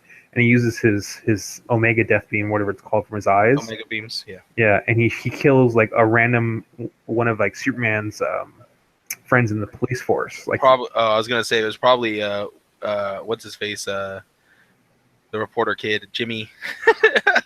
you know what? He's usually the guy who gets the worst end of everything. A pointless casualty because it wouldn't. Because Jimmy's like the heart of the Daily Planet. He's like the heart of Superman's like fan club. So I think it must have been just that's why they always screw with him. Yeah, but this particular character was in every episode of Superman the animated series, as he was like the police. He wasn't like the James Gordon to Batman, but he was definitely one of those characters that he was always there, and he was always, maybe it's like the mayor or something. I think he was just a cop that always got kind of screwed because he always had to go through Superman's like back. More like Yeah, and it was pretty sad because it was the one time I ever saw Superman like get really like worked up because this man was his friend and his colleague, and then all of a sudden he's just dead, like he's gone, he got blown away. And needlessly, like, it was just as a punishment, like a spiteful tantrum, to invoke that sort of loss. Power. Exactly. So I think that the whole entire thing with Jessica, display of power. Pretty much. That's probably the best way to put it. Sorry, I had to throw in that Pantera reference. Yeah. Well, if the shoe fits, man, because it was, man, that's pretty vulnerable. Oh, don't say that. If the shoe fits, Jalen. I don't know what you're talking about. What? I was talking about Monica's pun jokes. Oh God, yeah. That day was just terrible. Don't remind me. I had scrubbed that day from my memory, bro. I know. I was surprised it didn't trigger you automatically. It was crazy. It's repressed trauma, man. So yeah, and that's kind of hope she'll bring in the shoe next time she works. Oh God, she still has that thing? I'm sure she does. She's waiting for the day to pop it out and bust out those puns again.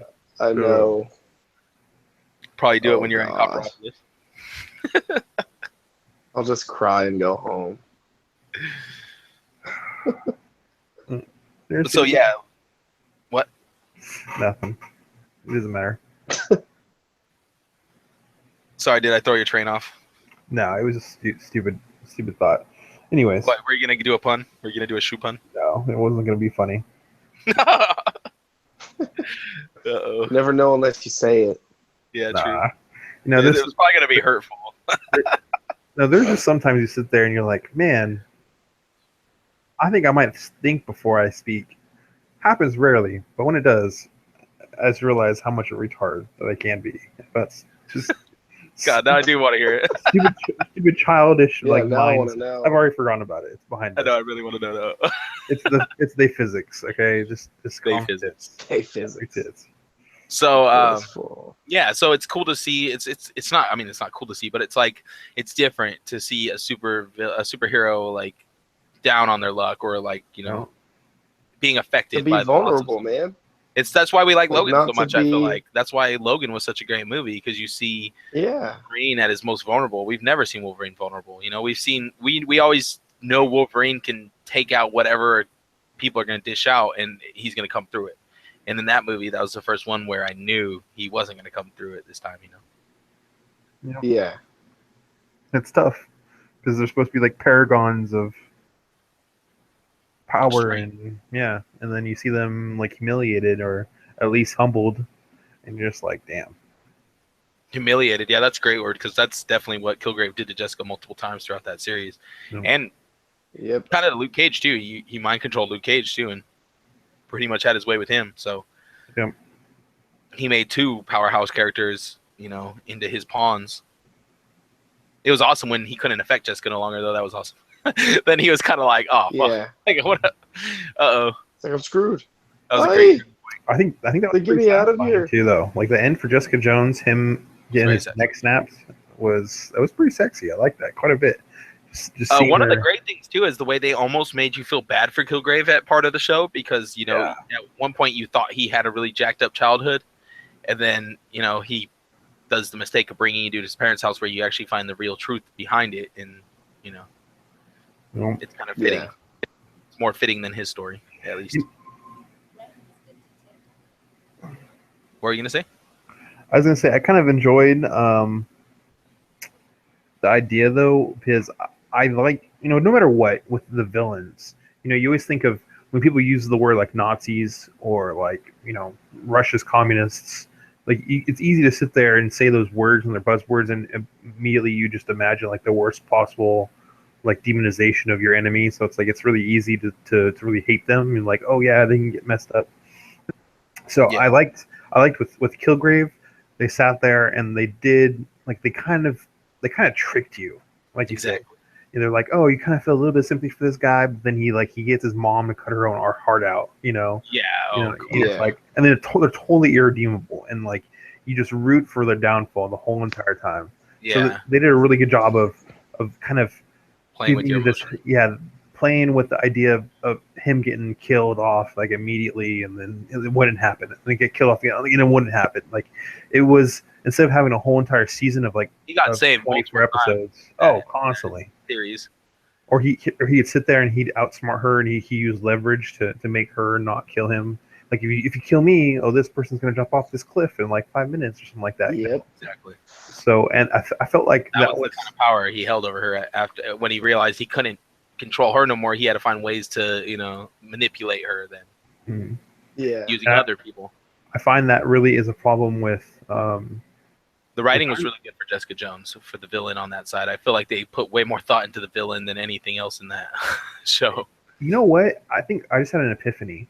The reason why I love Daredevil and Jessica Jones so much is because there's always the problem they're gonna be hurt. With Jessica, it wasn't physical hurt per se, but it was mental hurt. Like it was anguish. And then with Daredevil, it was his own guilt kind of tearing him up, and then he got his ass kicked. And he almost dies like every 2 episodes. But then with Luke Cage, like you only felt that he was not succeeding whenever he got shot halfway through the season, and then that was kind of used. Oh, he's gonna get killed. It's fine. It's whatever. He was too invulnerable. Yeah. Yeah, he didn't he didn't struggle for it. Or with Iron Fist, it's kind of the same thing so far, where he's struggling to get his money back, and it's like whatever. It's not really a tangible thing.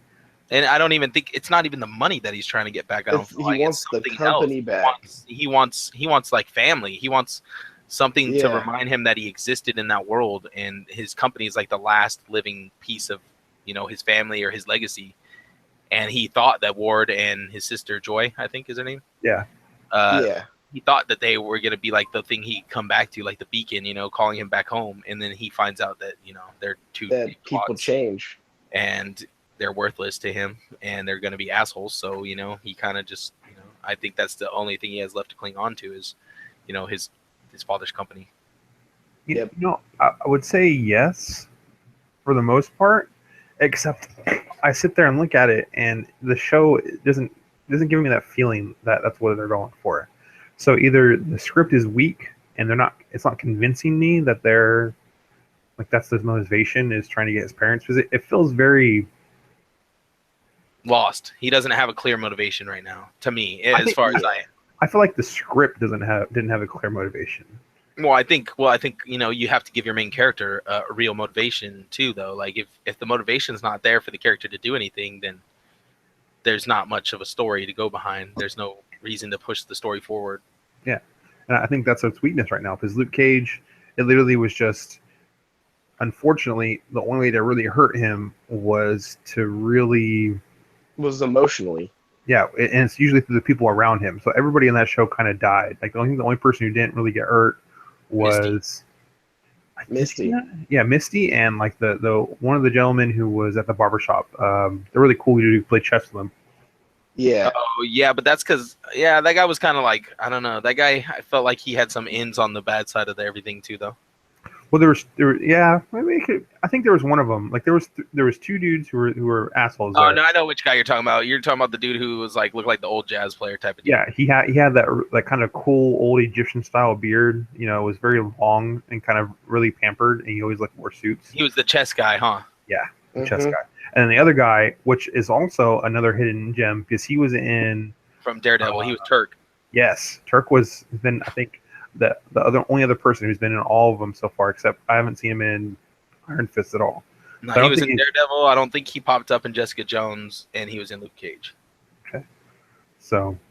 But that's because Turk is he's like a frequenter of Hell's Kitchen. He's like, and there's a lot of times in the comics when he actually leaves Hell's Kitchen and comes back and like everything's all, he's like, well, what's going on now? Because like he's supposed to be the dude in the know, you know. Like he's like the Stan Lee version, but like inside continuity, not outside continuity.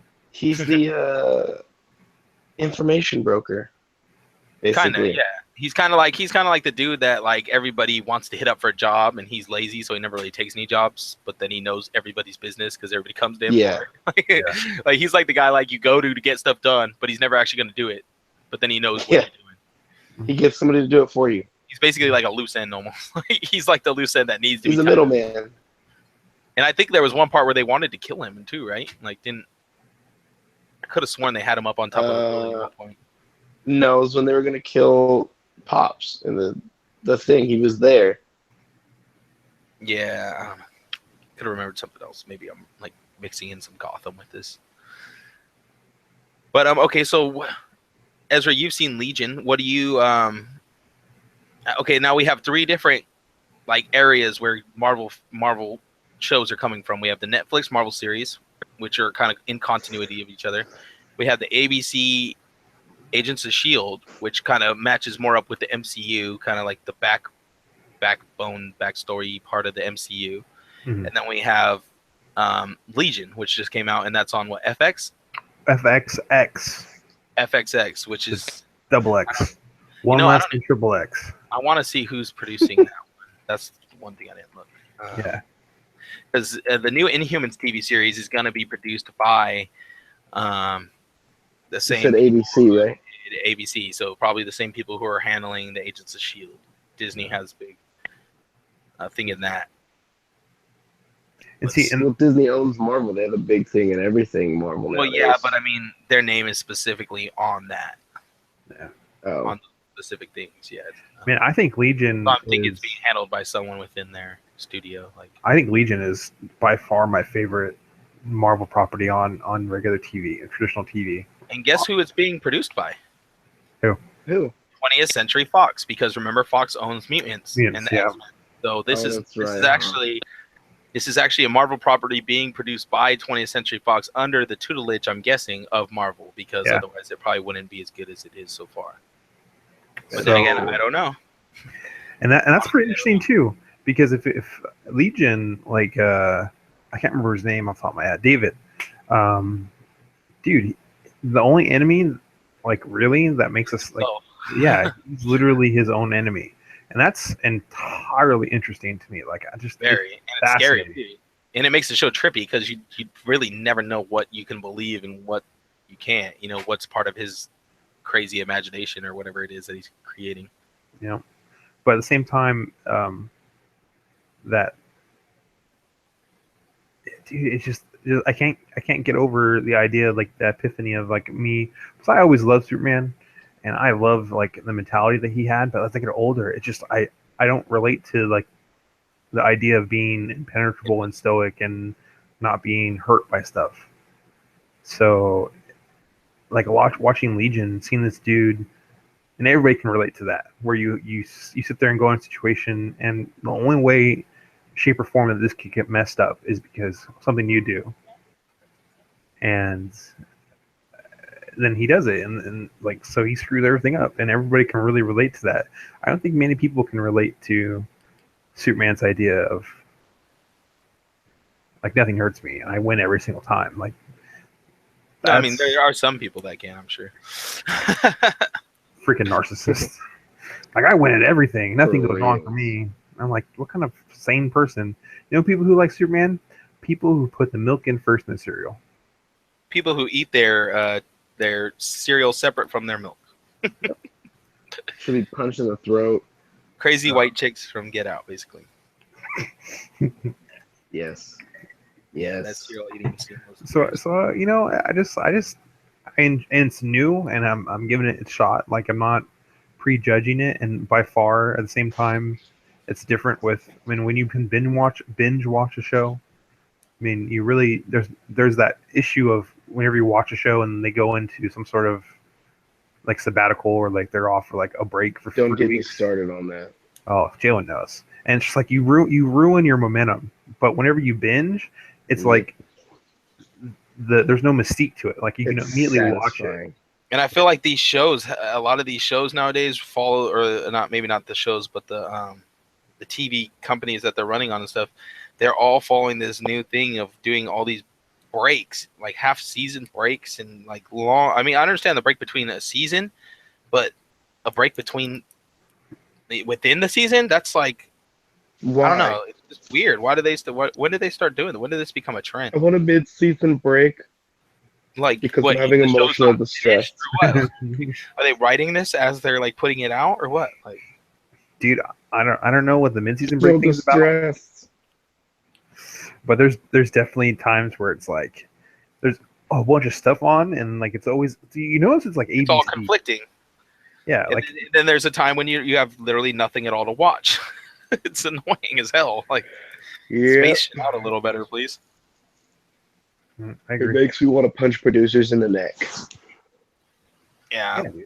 Maybe it's our own fault though, because we get too much good stuff at once, and we can only support so much, you know. So like things fail because, well, that's not our fault, but it kind of is too. Probably my fault. I torrent too much. It's your fault.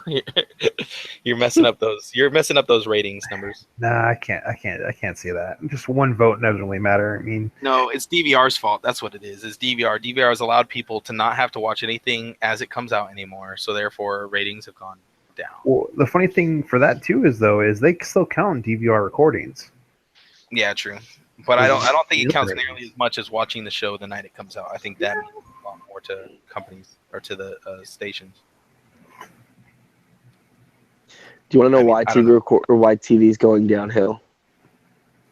Why? Because everything they put on TV is shit. I don't know. I actually disagree. There's I feel very like few TV shows that are good nowadays. Like, that's it. There's I a feel couple. like there's more good shows coming out nowadays. It's more good shows coming out, but they're all Netflix and Hulu and HBO originals. They're not being produced by like TV, like show, like places where you expect TV shows to come from. Like, if you look at like the shows we were just talking about, Luke Cage, Daredevil, These aren't coming from primetime television. they're not coming from primetime television. They're Even all shows Legion. you can binge watch on Netflix.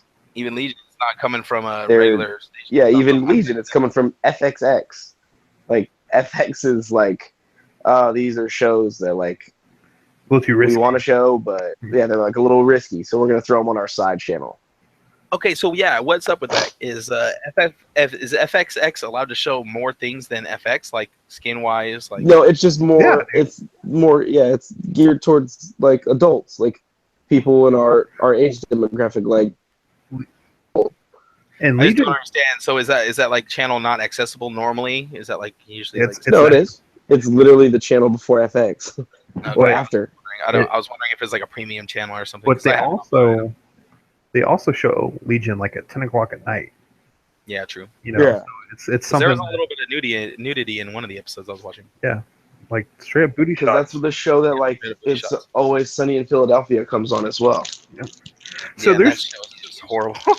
you know what it reminds me of? I feel like it's an overspill from like the '90s, really arch conservative. Overkill on that rapper, whoever's doing that. Jalen.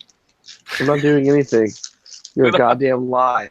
It instantly stopped. But you You're ever a notice that? goddamn lie. I'm not doing anything. But that reminds me of like the '90s Oh my leftover. The '90s leftover of with like the conservative on TV. Because you ever feel like back in the '90s, remember the whole hubbub over Married with Children with Fox? You know, where people were literally writing messages and crap like that and saying them into, like, they still do that, but It went from being shown around like the morning and afternoon to be showing like 2 and 3 in the morning. no that they still had it prime It's all time. because Janet Jackson's tit. What? No. This is long before that. We're Yeah, gonna way take you back, before Jalen. I We're gonna just take had you to back say to the that. 1990s. But at the same time, Jalen isn't wrong either, though, too, because that was kind of the newest. Like, people go through those little waves there. You know, it was really bad with the content with Married with Children, you know, or Simpsons. All the Super like, Bowl halftime shows. destroying the fabric of our society. You know, which I understand. I mean, people don't like interjecting that like adult content into a lot of things, but I'm sure those people who were mad about The Simpsons back in the day would be rolling in their graves over the South Park and Family Guy and things like that. What do you mean rolling in the graves? They're still alive. They're the ones who I know, but produce they and should put be out dead. the shows. They're the but ones who own the cable companies. you know what I'm saying is it's kind of the fad now, for lack of a better word.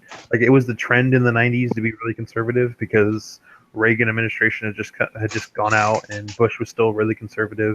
Like, and then Clinton hadn't come in yet, I think, about that same time. So like The party hadn't arrived in the White House yet. yeah, so like our culture was still pretty conservative from the '90s, The party. and now it's pretty freaking liberal. I mean, the last 20 years, I don't mean that in the like political wise, but just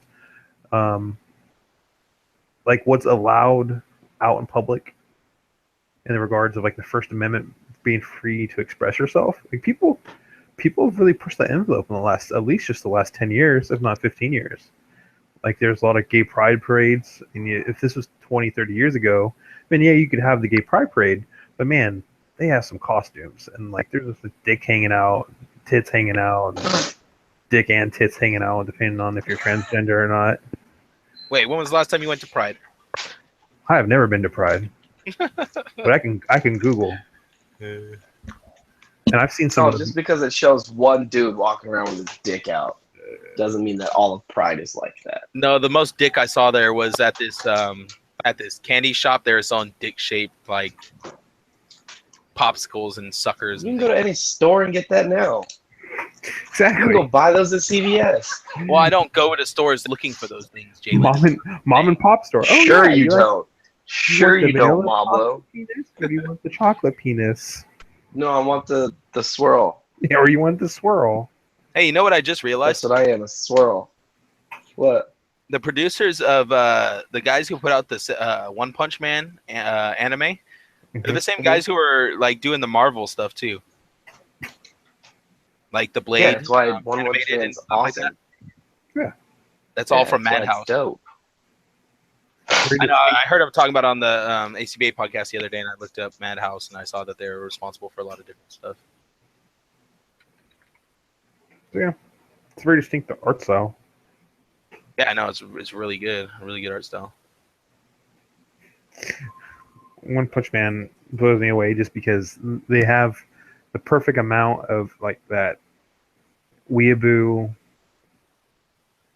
almost like That magical word is just so funny. magical girl style anime that I kind of dislike, where it's like it's all kind of cutesy and they look like little dolls and they look like they're not human looking, but then it goes to like the super extreme anime version where it's like the South Park episode where it's like them just being South Park kids and all of a sudden they're like super anime characters looking like off a Street Fighter.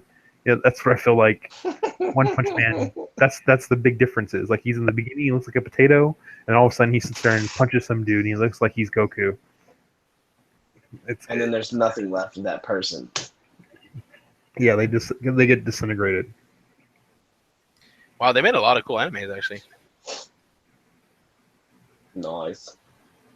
They did the Devil May Cry one, Hajime no Ippo. The hell is that? Hajime means go or start. Start something. It's a boxing anime. Yeah, there you go. Death Well, Note. that's why nobody cares about it. What? That's why no one cares. Actually, that's probably one of the best reviewed animes I've ever heard of. Yeah, actually, my buddy Poncho, he I don't raves trust about that one. anybody He says named it's one of the Poncho. best. Says it's one of the best animes he's ever watched. Yeah. Because I That's will what not refer to him as Poncho. That is an item of clothing. Do not call people shirt or sweater. Shoe wouldn't be too bad of a name. Zapata. Zapato.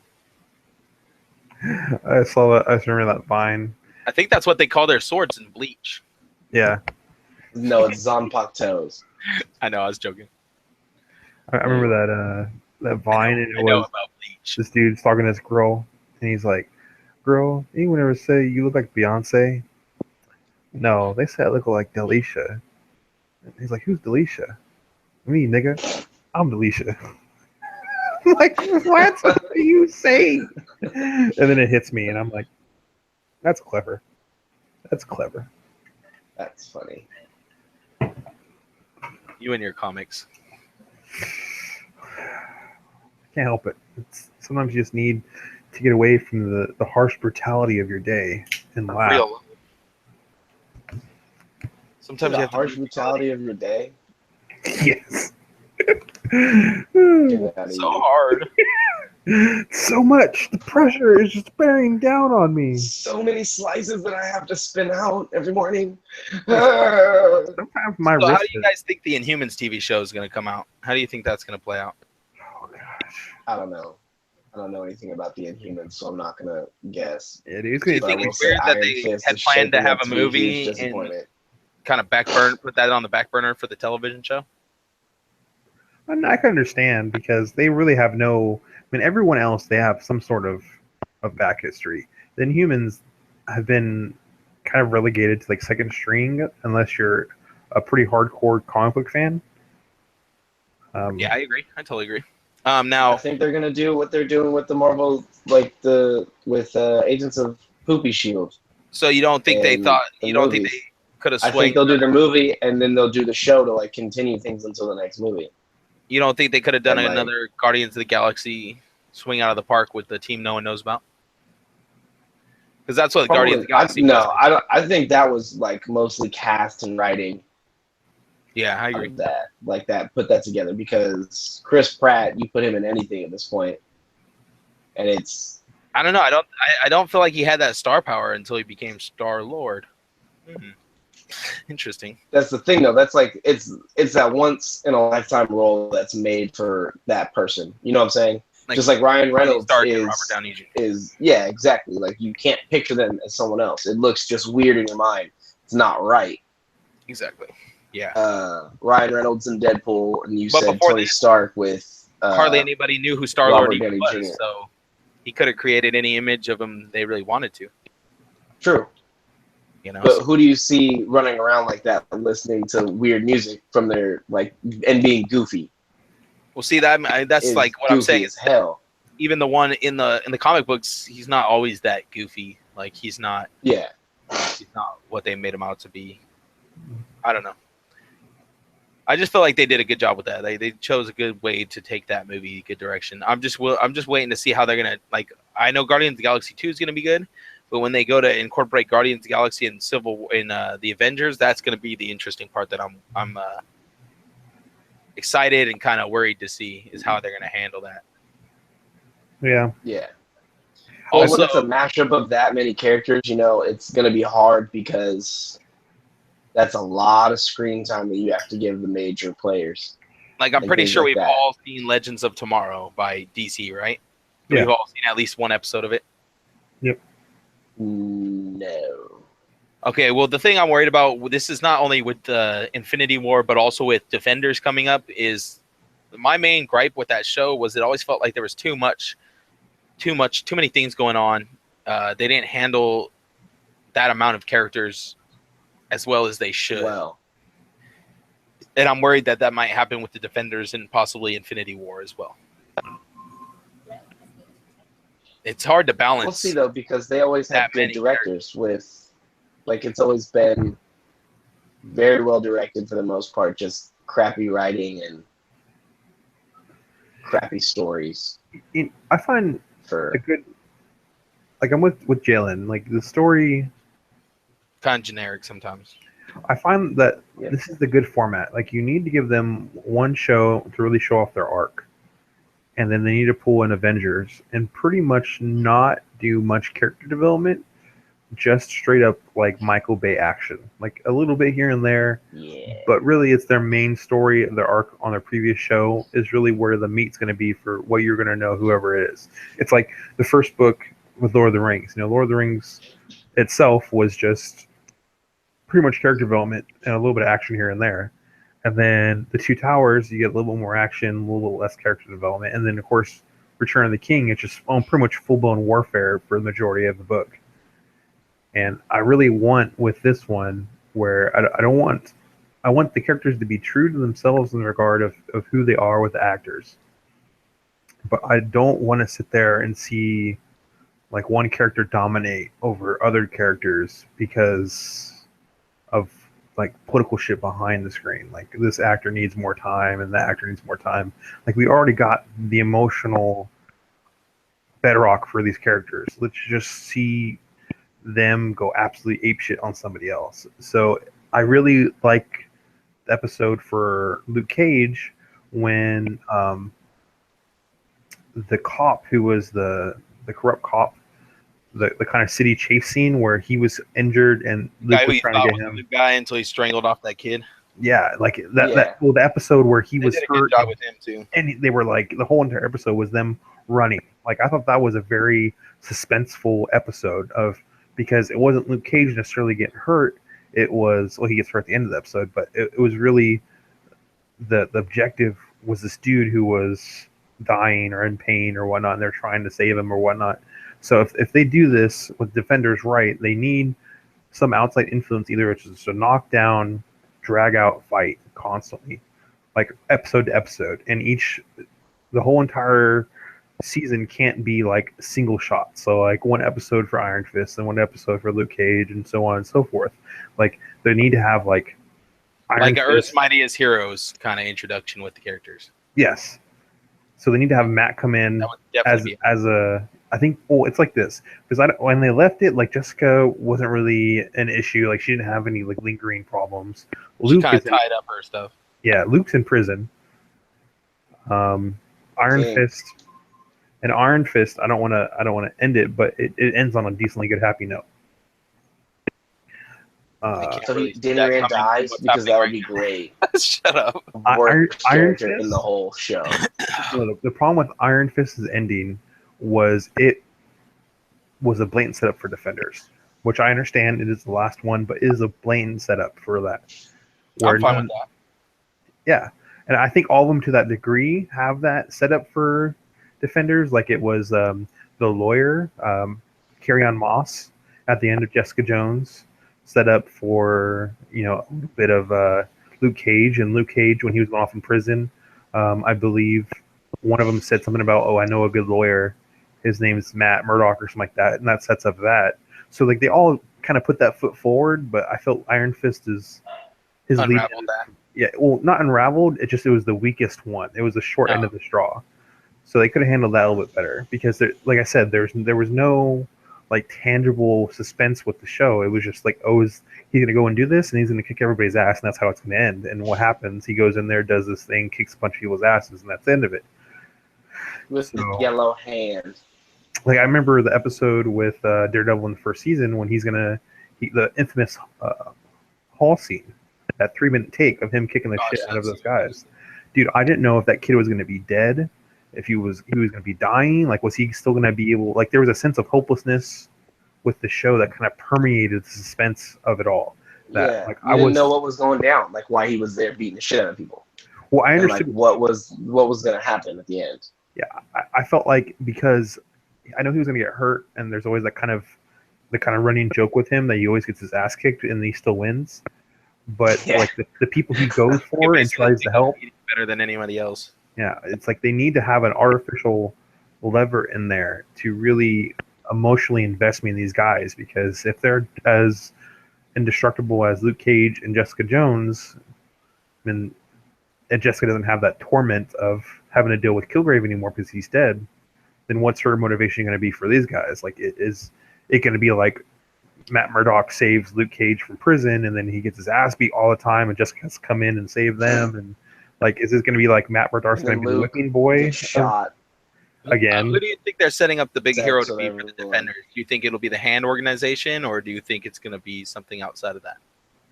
It'll be the Hand because they've been working the Hand in all of them so far. Yeah, Where do you think Susan Sarandon's going to play in the Hand? I have no idea. That's the most ambiguous part of this whole thing right now. Because, what is she going to do? Think she's going to be the Crane mother? It's possible. Oh wait, no, that wouldn't make sense. Maybe. because Gone is considered it in the anime. Or Do you think that Danny was trained by the Hand? no, No. Okay, then why do you think the Order of the Crane Mother is related to the Hand? Or did you not say that? because it's explained a lot in Iron Fist. Like they go through this whole entire thing. But wasn't he trained by the monks Of from Kun- the Order of... no, he was trained by the monks of Kunlun, this mystic. It's kind of like their version of Nirvana. Well, I thought Kunlun was the place where they're at, but I thought that it's like the seventh gate of heaven, but I thought that he was trained by the Order of the Crane, the Mother Crane. No, I don't think Pretty so. sure he says that. When he's talking to the dude inside the mental facility, I'm pretty sure he Harold? says, I'm trained by the Order, or he's like, where were the monks from? And he's like, the Order of the Mother of the Crane. And that's when Ward has his guy, or not Ward, but the father has his guy look up the Order of the Mother Crane, and he's like, that doesn't exist. Yeah. You might. Okay, this is also one of the side plots with Iron Fist. Is the farther you get into it, there's some altercation between Danny and Gon, Madame Gon, and she knows a lot about the Hand, and she also knows a lot about Kung Long. So you might be entirely right, but they haven't really developed it yet because she seems to know a lot of crap about evidently this It would kind of kingdom. make sense why, why they would make, because who else would make a living weapon, But then again, he says he was meant to destroy the Hand, but what if that was just the Hand telling him that the whole time, to... That actually they resolve that Manipulate the him. Hand isn't part of Kung Lung. They're actually, it's kind of like the heaven versus hell thing. Like that's the archetypes. Yeah, they do it like on purpose. Like that's actually a really big story point in the later episodes with Iron Fist. I guess I gotta watch it more. But they But I really like it. I mean, I've heard a lot of people not liking it, but I like it. I think the story's interesting. I really want to see where it goes, and I'm more excited to see how it leads up to the Defenders. now I'm just excited to see Defenders. I'm Mhm. excited for the Punisher also. Are they gonna actually do a season with him too, or did they Yep. kind of? Yeah. No, they're doing a whole show of him. I think they already started, or they're going to start doing the I filming. just need more John Bernthal Punisher. That's all there is to it. I just want more John Bernthal and everything because he kicks ass. Yep. Except for The Walking Dead. Well, no, I'd love to see Zombie Shane. That'd be awesome. That'd be funny. R.I.P. Shane. Man, he was Rest in pieces, bitch. he was putting his At least dick he got out laid. in- Oh gosh, that was the most heinous person he could sit there and choose. Freaking Lori, what a shitty Yeah, she's a piece of shit. dude. She was the most aggravating person. When she died in season 3, I was so elated. I was just like, finally, gosh, killing me, Everyone man. was. Yeah, she was annoying as hell. She played a female Joffrey to a T. I I thought she was just Joffrey in a wig. don't think she was as bad as Joffrey, but Dude, she was close. that's for a different podcast. So yeah. 10 things I hate about Joffrey next week. More like 1,000 things. We could do a Oh, whole just 10 things to podcast start on how with. horrible a person he is. Gosh. You could do a whole like web series on why Joffrey was a terrible person. All right, so next week this Friday we got a really big week coming up. Mm-hmm. We have 3 And a really good movie lineup. releases.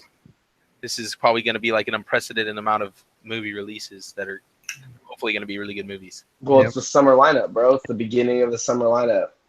Yep, we're It's getting dropping ready. right now because Except for the week after this, it's like a dead ass. yeah, So the movies we're talking about is we're gonna see Power Rangers, Life, and Chips. Yep. Yep. And have we made a full decision whether we're gonna watch, Chips at the theater or not? I want to, but We definitely It's- need to see it's Life like, and Power Rangers at the eh. theater because Life is gonna need that kind of like. hey, what we you should need do, the sound and everything.